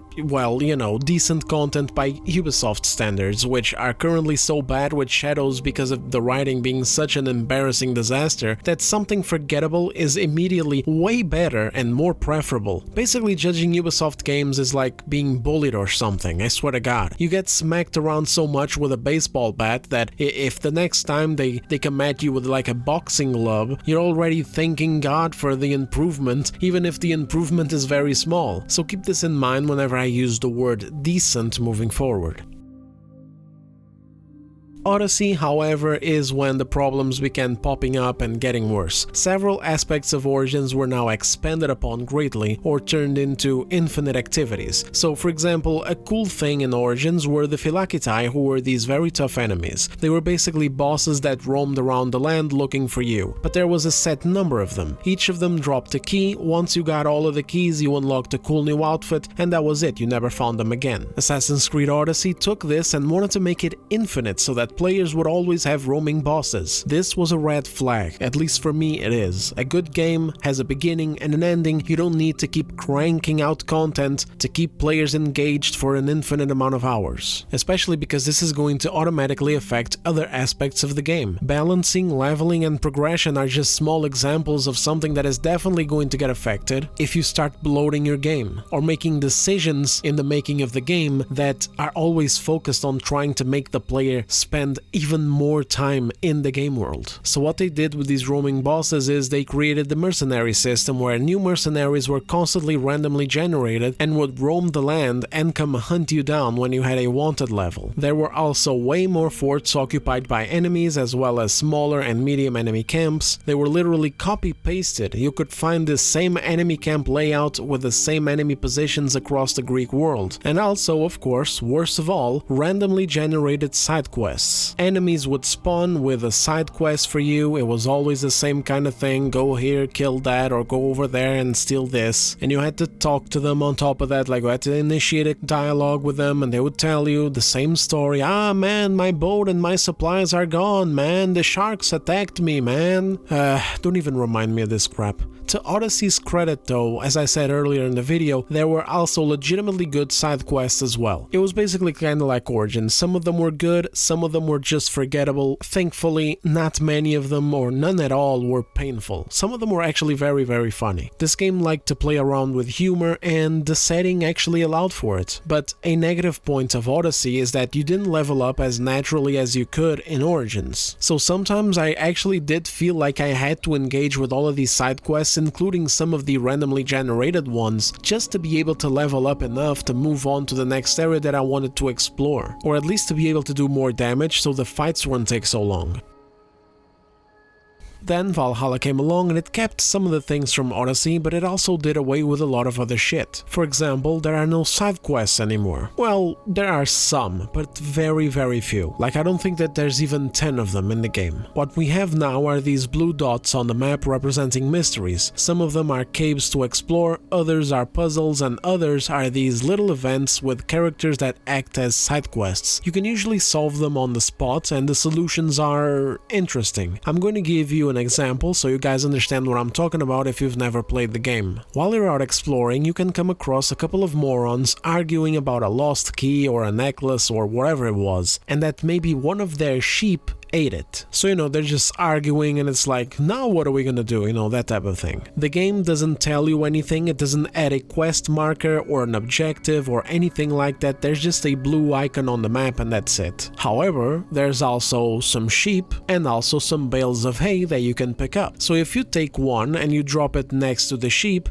starts to eat it and then the sheep takes a shit and voila! There it is, the key or the necklace or whatever it was that the sheep ate. Another instance is there's this family who has this guy who reeks of shit, and you can see it for yourself because Ubisoft gave this character terrible clothes and a constant cloud of dark green smoke around him. If you go near him or into his house, Eivor even starts reacting to the smell itself. He starts coughing and feeling dizzy. At one point during his daily routine, he likes to go up to his treehouse sort of thing, and this treehouse sits directly above a little pond. You can shoot the floor of the treehouse, it breaks, and the man falls straight into the pond. And then he walks out of it a new man. His clothes look clean, his green smoke cloud is gone, and his family is now able to hug the man again. So, do you see what I mean? Funny little creative events that you solve on the spot instead of go here and kill Big Chungus for the 23rd time. Overall, the moment-to-moment gameplay felt a little bit less bloated than Odyssey, and the really big thing that helped this was that, you know, we had main story arcs now, just like Shadows does, except different. Each story arc was concentrated inside a little area, like for example, you'd go to Gloucestershire and there would be a story arc inside of it, so anytime you had to gallop somewhere to speak to someone or raid a monastery or assassinate someone or whatever, you didn't have to traverse vast stretches of land as you did in Odyssey, and as you do in Shadows. And much like the side quests in previous games, some of these story arcs were decent and memorable and others were just forgettable. There was one specifically where we actually go to America. It's one of the most forgettable ones. They completely wasted the opportunity to do anything cool with that. I don't even know why they added it. It's just another example of like just putting too much stuff in your game that you may as well just cut out. But all in all, the reason why I think that they were better than the ones in Shadows is because they had a good way of involving the main character. They were good outlets for character development, for Eivor to show different sides of himself, and they weren't just about killing members of the cult or just revenge. They actually added to the main story, which was basically Eivor amassing allies to take on King Alfred, and then later on in the game it shifts to that stuff that I told you earlier with Odin, Tyr and Loki. The bloat was still present in the game though because there was just way too many of these story arcs. It's not that the arcs themselves were dog shit, it's just that there's so many of them. Why are there so many of them? Why is Ubisoft so hyper fixated on keeping people playing for like 200 hours? It's, God man, it just makes people tired, you know what I mean? Like you're playing the game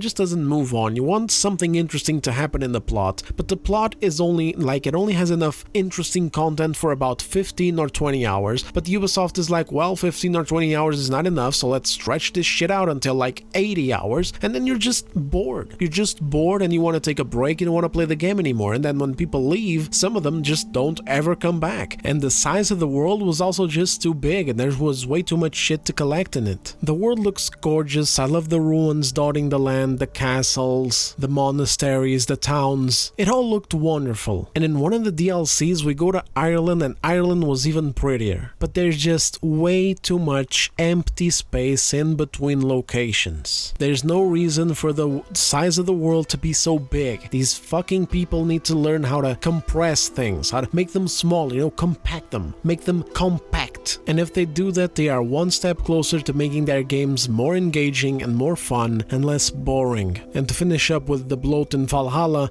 we then have the big crime, which was the post-launch content. Ubisoft just kept caking the game with more stuff, like for example the River Raids mode, which was extremely grindy, some challenge maps, seasonal events, and more quests that were just not good. In fact, none of the quests that these events had were good. Doesn't matter if it was the summer or the winter one, the quests sucked ass. They did do something good to finish it all up with a roguelike mode where you play as Odin in the 9 realms. It's challenging, it has some decent level design, some nice rewards, and it doesn't take too long to get through. But yeah, clearly you guys can already see the deviation here. In Origins they made this simple, a single player game, story, side quests, some leveling, some collectibles, 60 hours and you're done. And then there were 2 expansions that play the same way as the base game. In Valhalla, on the other hand, we got the game, then we had the expansions, then we had another 3rd expansion, and you know what? That's fine. But then we also have the River Raids, the challenge maps, the spring seasonal event, the summer event, the autumn event, the winter event, the random fucking new thing about exploring caves with symbols on them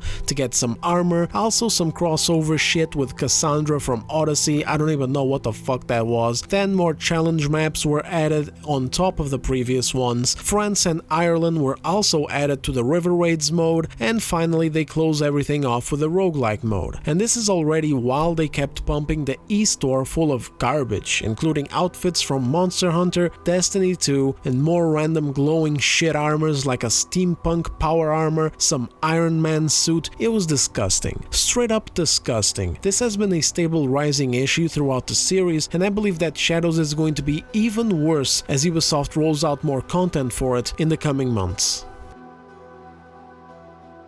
Now let's get to the main course. The base game of Assassin's Creed Shadows is already a problem in comparison to the previous ones, and I mean a huge one. To give you guys an example, in the previous games, the locations that you would be able to run into and clear across the map and then steal loot from and kill all the enemies were completable. That means that they could be finished. There were these goals attached to them, like for example, kill the captain, kill the soldiers and loot the treasure chests. And once you did all of that, you would complete the location and there would be a little gold outline added to the icon on the world map. Same with animal hideouts with animals to kill or ruins with documents or artifacts to find. Everything you would run into on the map was finishable and completable. In Shadows, on the other hand, these locations across the map are just these little square icons. They don't even mean anything, and each time that a season passes, these locations are reset. All the enemies respawn and all the loot that you stole is reset as well. And Shadows is more like Odyssey and Origins in that the loot that you pick up is just randomized. You just keep finding more of the same weapon types but with slightly different stats across the entire game, instead of finding unique loot. In the previous games, these locations do end up respawning enemies after some time as well, but the loot chests are never respawned and you always retain that location as complete on your map and on your stats. Maybe this doesn't matter to some of you listening right now, but to someone who likes to complete games, or at least who likes to feel like I am registering progress while I play these games, this is a huge negative point. No matter how much I dedicate my time to a specific district on the map to complete it, just as I did in previous Assassin's Creed games and as I do in many other games in this genre, I will never be able to complete a goddamn thing in Shadows because this game keeps respawning shit every time that a season passes. And seasons switch around all the time. It's not tied to story progression or anything at all. It's either tied to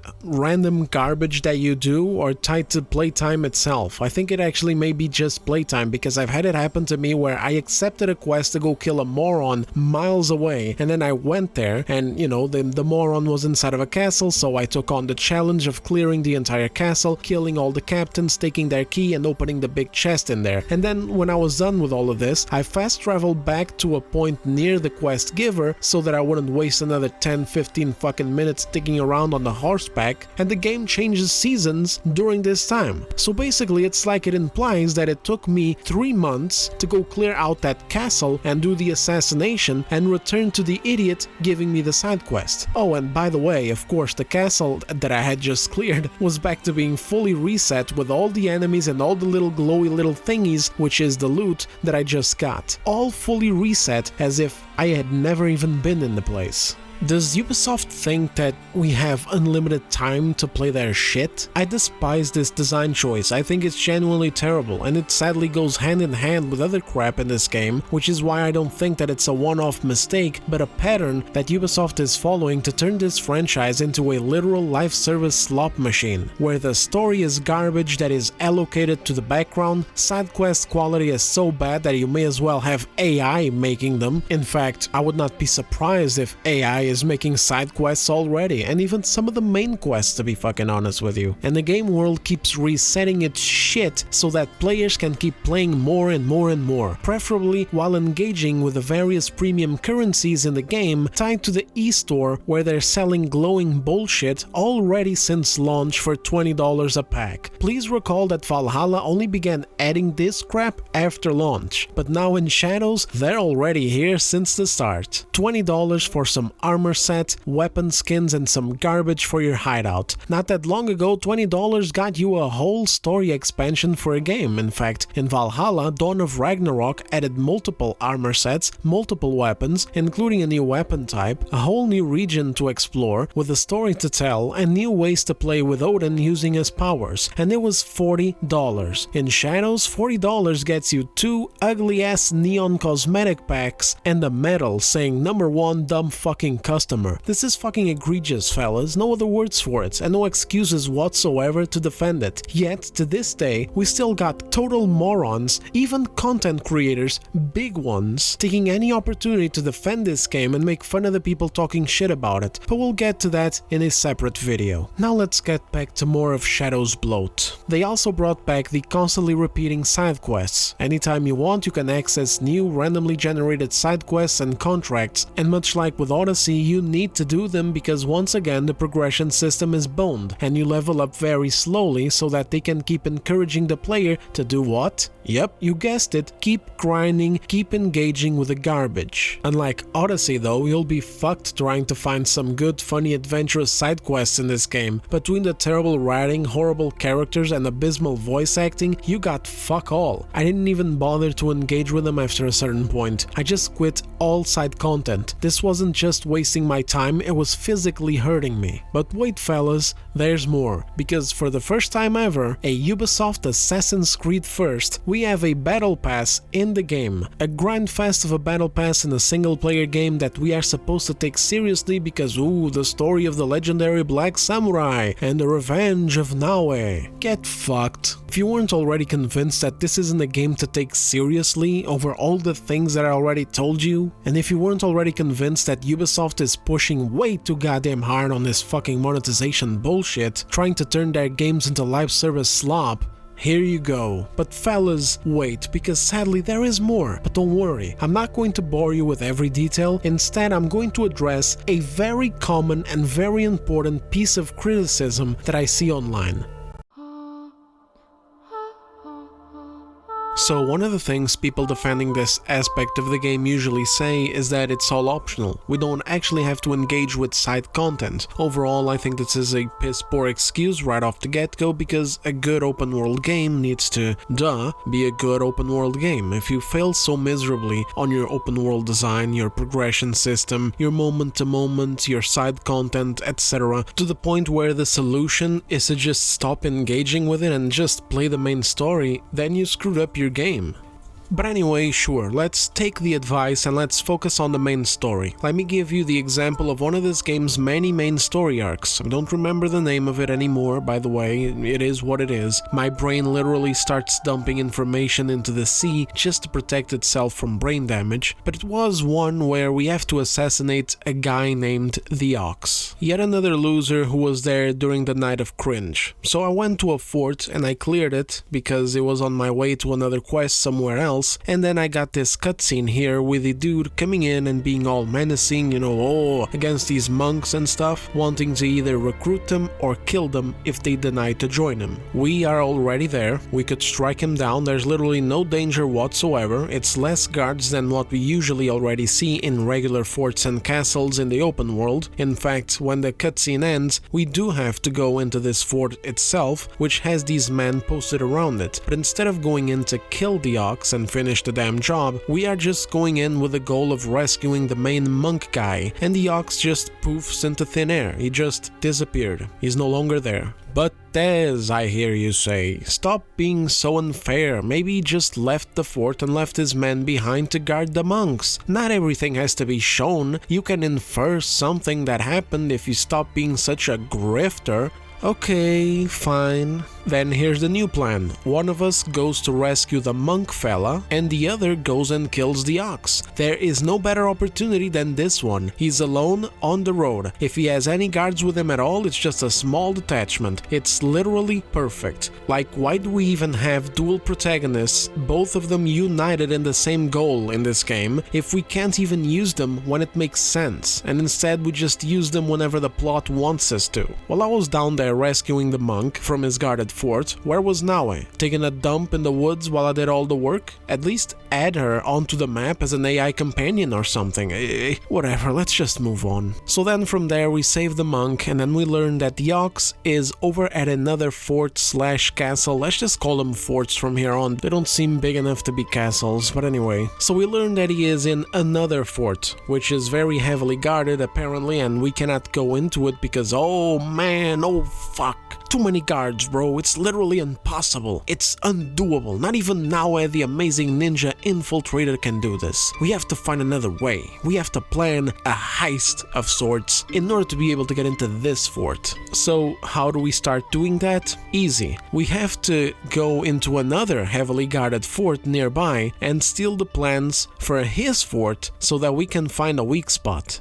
What are you, fucking stupid? Why the fuck are the plans to his fort at a different fort? Well, fellas, I don't know. You're just gonna have to ask Ubisoft that one, but be careful. Their spicy community manager might ratio you on Twitter while shutting down more studios the next day as their stock keeps dropping. So off we go into this other fort and steal the plans for his fort. Now we gotta go and gallop our asses miles away to some ruined temple to meet up with the monk again, you know, the same guy that we rescued. When we get there, we have a conversation with him, and he gives us like 2 or 3 other fucking tasks. So that's just more quest markers for us. Thank God for that. One of them is to go and speak with an old gang member of the Ox who left the gang. So you go to the guy and he's being attacked. You help him against some morons, you talk to him and he says yes, he will help you by giving you the information that you need if you help him save his friend who is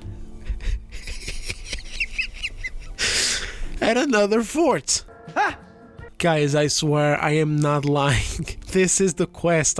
This really is the quest. So anyway, yeah, we go to this other fort and just, I mean, what the fuck do I even say anymore? It's another fort. It's big, it's filled with guards. You can go in as Naoe and try to stealth it, or you can go in as Yasuke through the front door. I can't put into words how retarded it is that in order to infiltrate one fort and kill one guy that we could have killed already, we have to infiltrate 2 other forts, and that's already not counting the first fort where we first meet the Ox and rescue the monk. We have to get into these heavily guarded forts in order to find a way to infiltrate this one other fort.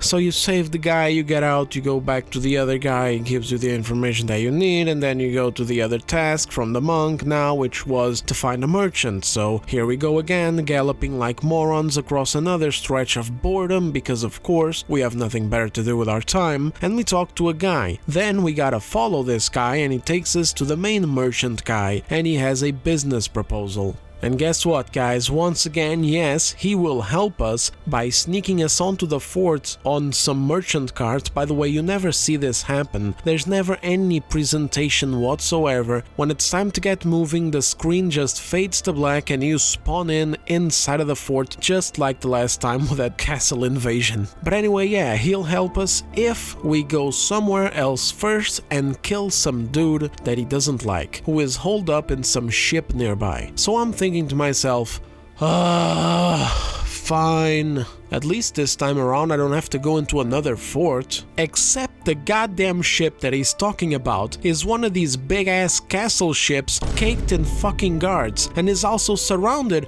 by 4 other ships as a barricade. You just can't make this shit up, I swear to God, it's like a fucking parody. It has to be a parody. Even this can't be incompetence at this point. It just can't. This has to be deliberate. I refuse to believe that Ubisoft is employing people who are this stupid, this careless, this incompetent, this devoid of creativity, this utterly and completely lost when it comes to game design and storytelling. Who the fuck made this game? Genuinely, what is...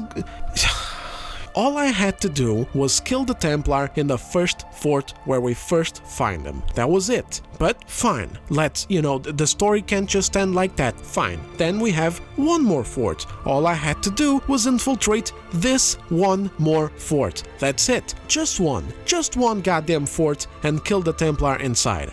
Instead, I've had to go to 2 other forts during the story arc and a ship castle in order to prepare for that one fucking fort. Ugh. Guys, please like the video to bump up the channel because ibuprofen isn't even going to be enough for this anymore. I'm going to straight up need lotion or some shit. This is how the game handles its content. You can't just do a thing because that's not enough engagement. Ubisoft wants more from you. Ubisoft wants to grab you by the balls and lock you into this garbage ass open world with constant respawning enemies and loot and fucking filler missions inside of filler missions. Hey dog, you like filler missions? Well, I got filler missions for your filler missions. That's this fucking game, and fucking 5 different waypoints inside of a single kilometer area, which in American means about 9 waypoints within 1 mile radius. Also that they can have these people going back into the fucking store to keep grinding that battle pass, crafting projects with like 3 different premium currencies, and buying the only good gear available in-game from the fucking online store for real money because they're tired of the enemies feeling like bullet sponges, except, not bullets because, it's Assassin's Creed. I don't know the expression of a bullet sponge for a melee game. Literally, while I was going through that mission, clearing the castle ship, I got a notification telling me to go into that menu and craft projects. Look at it right there. They just keep fucking flashing this in front of you every few hours. Hey player, have you checked out the battle pass system yet? And then I gotta see comments from retards on social media telling me that this game is actually really, really good and all the hate towards it is unjustified and Assassin's Creed Shadows fans are playing peak. Peak? Peak what? Peak dog shit? Never before has one of these games felt like a chore to play. Underwhelming? Sure. A bit wonky? Absolutely. A bit grindy? Definitely. With some bloat in it? Absolutely. Preach it. A bit tiresome because of all of these elements together? Yes, 100%. But at least there was a semblance of an adventure to enjoy and a minimal amount of care to at least present a decent story, decent dialogues, decent writing, decent character development, and an open world experience that didn't leave me feeling like shit while playing. Assassin's Creed Shadows represents game quality going down while monetization and terrible artificial engagement goes up.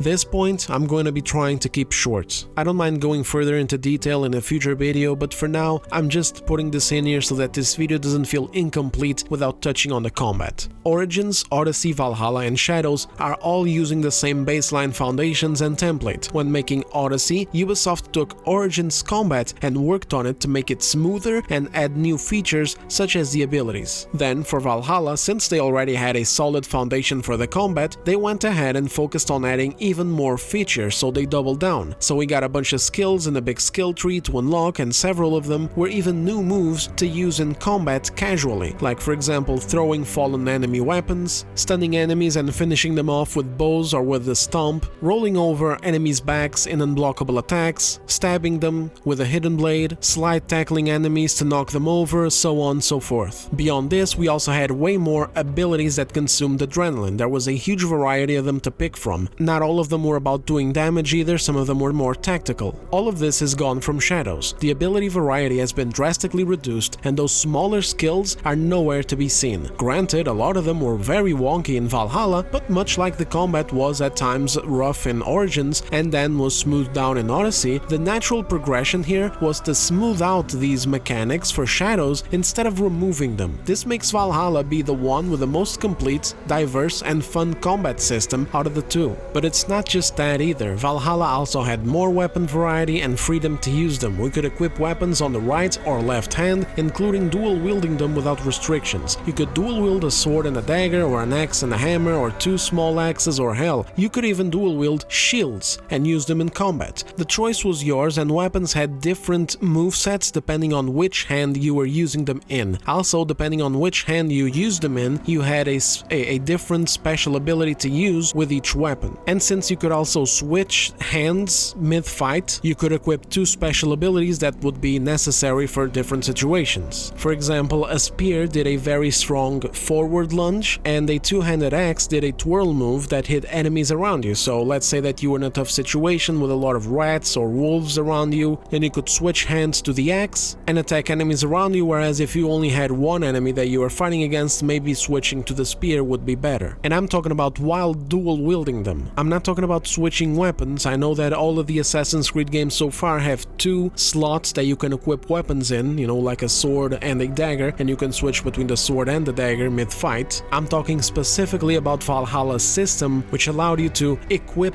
weapons individually in each hand, and they would behave differently. And it's just a small example that in the moment-to-moment gameplay, stuff like this mattered, and it also added more variety and fun to your playstyle. The same can't be said for Shadows, who just lets you equip weapons automatically. If you have a katana, it's a katana and that's it. No switching hands, no special moves either. Also, weapon variety is worse. Yasuke has a katana, a naginata and a kanabo, or a kanabo, or however it is that you say it. And Naoe has a katana, kusarigama and a tanto.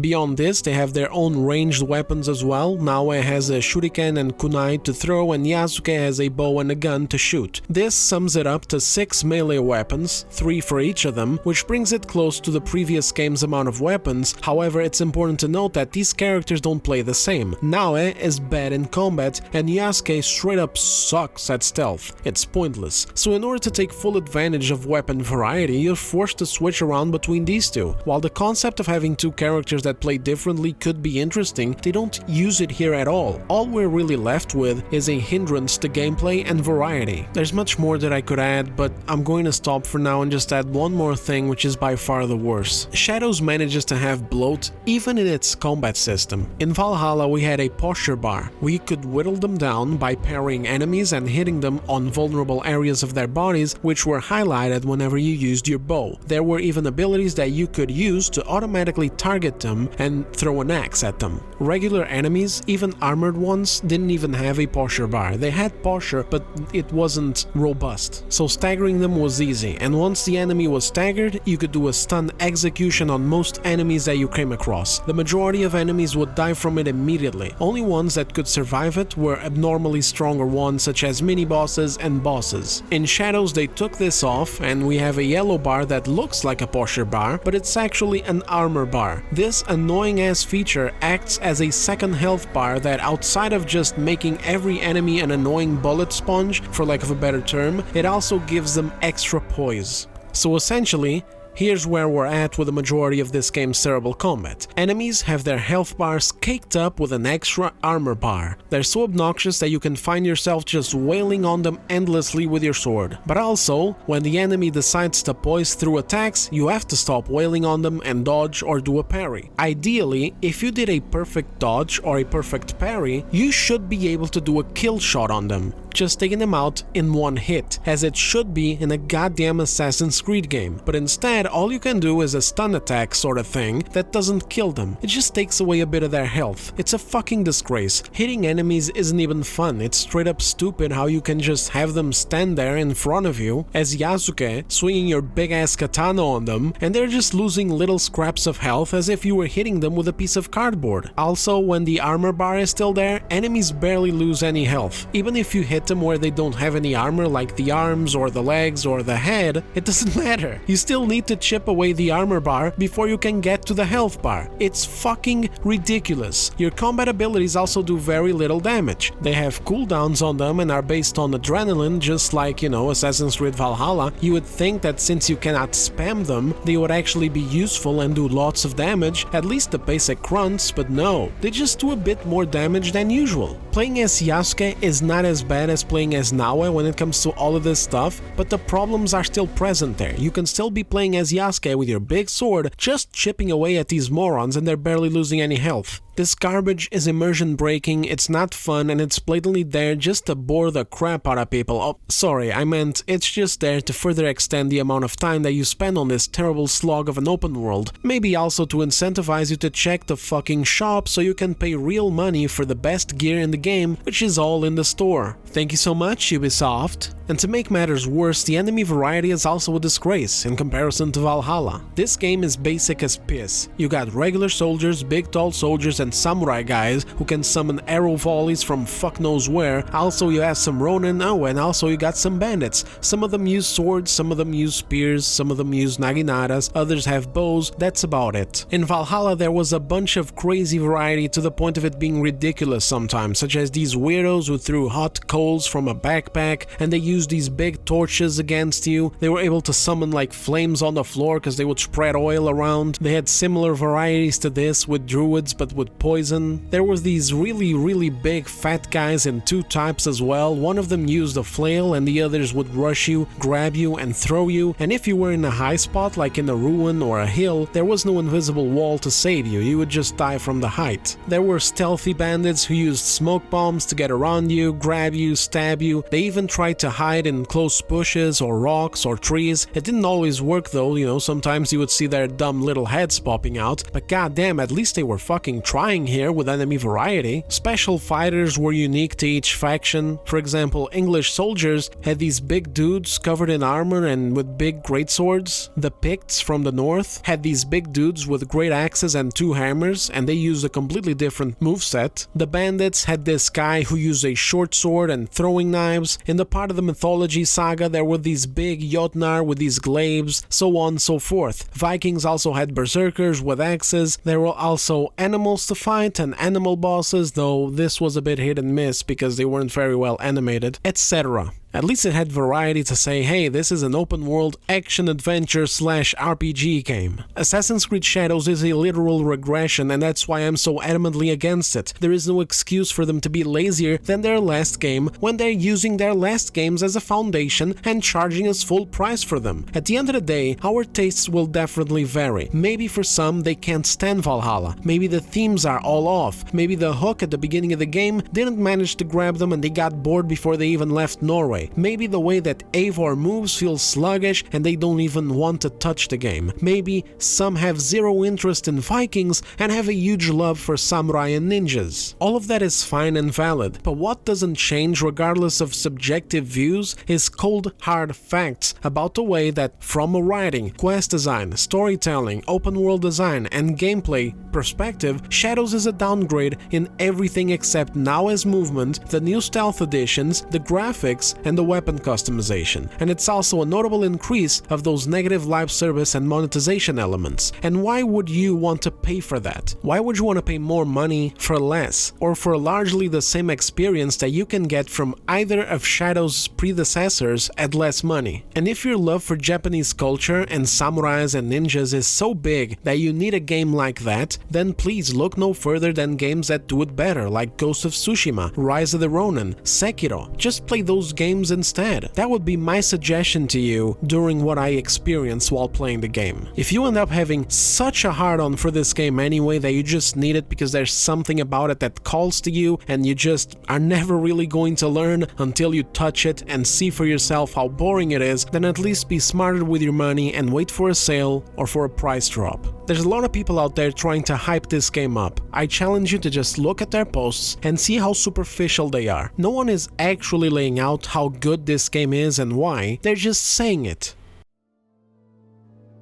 But of course, hey, here comes the golden question, and the reason for such a big script to get at it to begin with. Am I being harsh? Am I being unreasonable? I don't think so, because this is what we got, folks. Worse content, more monetization, and higher prices. But then we're just labeled as haters because we just refuse to engage in toxic positivity. And also, sometimes because we don't bother with laying out all of this in hour-long videos or writing massive comments that will just go ignored. So instead, people just say, man, Assassin's Creed Shadows sucks dong. And I know that looks a certain way, but despite the facetiousness, there is truth to it. But we're just grifters and rage baiters for not liking the dog shit content that Ubisoft presents to us. Content that is worse than that in the previous 3 main games. I exclude Mirage because that was a spin-off game, an expansion to Valhalla that ended up turning into a standalone thing. I don't understand how you're capable of letting this aspect of your game go down. There's no excuse for writing, quest design, and storytelling to get worse. No excuses. This is what pisses me off so much about the discourse around Shadows. All of these shills are just eating up the slop, patting Ubisoft on the back for all of the inexcusable bad content in this game, just because the scenery looks pretty. They keep praising an active degradation of quality, enabling it to keep happening and getting worse in future Ubisoft titles, so long as the scenery keeps being pretty. When you're building on top of the foundation that is Origins, Odyssey, and Valhalla, you already have a bunch of work done for you already. That means that now the money and resources that you have accrued, plus the time that you have ahead of you for developing your current project, can be allocated towards other things, other elements of the game. Because over the past X amount of years, throughout the past releases, you already spent a lot of time, a lot of money, a lot of resources on making the current foundation for exploration, combat, progression, stealth, etc. very solid. So now you can take that established work and efficiently build on top of it. You can work on it to make it smoother, which is something that people could immediately notice jumping from Origins to Odyssey. You can take the foundation of a thing and then add more onto it, as we saw with the abilities, which were then added with Odyssey, and then in Valhalla were multiplied by a bunch more of them, and then the smaller passive skills for combat as well. There's no excuse to get a new game coming out, and we play it, and all of these things that had been building up are either gone or scaled down. Do you get what I'm trying to say here? They had to start from scratch once with Origins, then after that they never had to start from scratch anymore. The only goddamn place that you can go is up, supposedly. But with Shadows, Ubisoft finds a way to go down, despite still using the same damn foundation of their previous games. It's just unacceptable. This is why I can be so negative on this game. It's because you're not presenting me with anything. You're presenting me with shit that I've already had in previous games, or you're presenting me with shit that's gotten worse than what we had in those previous games. All while asking for full price. I'm sorry, but this is not full price effort, and I don't see any reason to give them leeway. Ubisoft isn't showing themselves to learn from their mistakes and getting better, they're getting worse. In other words, it's like if your great-grandfather built a little toy soldier made of wood, and then he passed that on to your grandfather, who adds a little shield and a sword to the toy soldier. Then he passed that on to your father, who adds a little cape to the toy soldier and paints it all again with fresh new colors. And then they pass that on to you, and you somehow fuck it up by breaking the shield and the sword off, tearing the little cape out of it, and pissing the color away. But then you go and you add a little hat on top of it. And yeah, that's a really nice hat, but you fucked it up.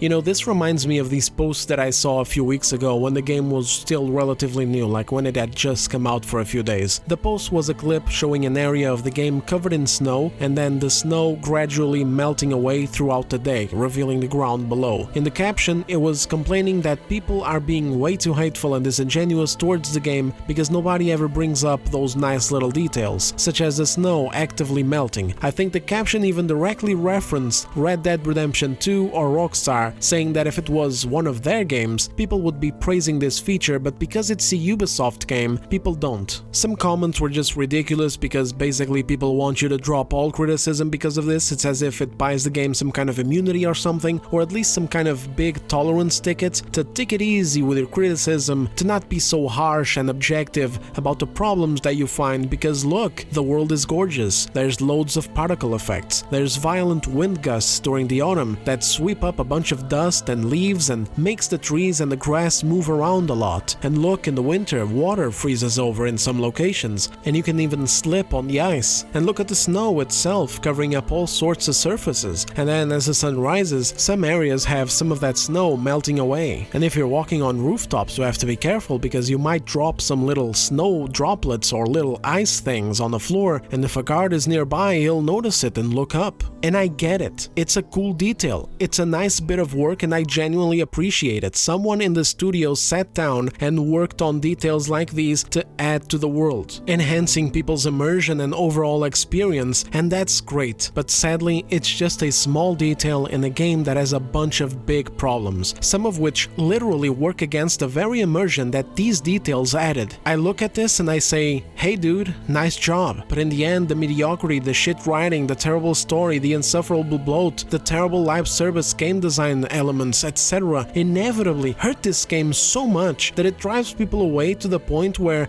they're not even sticking around long enough to enjoy that melting snow or those other details.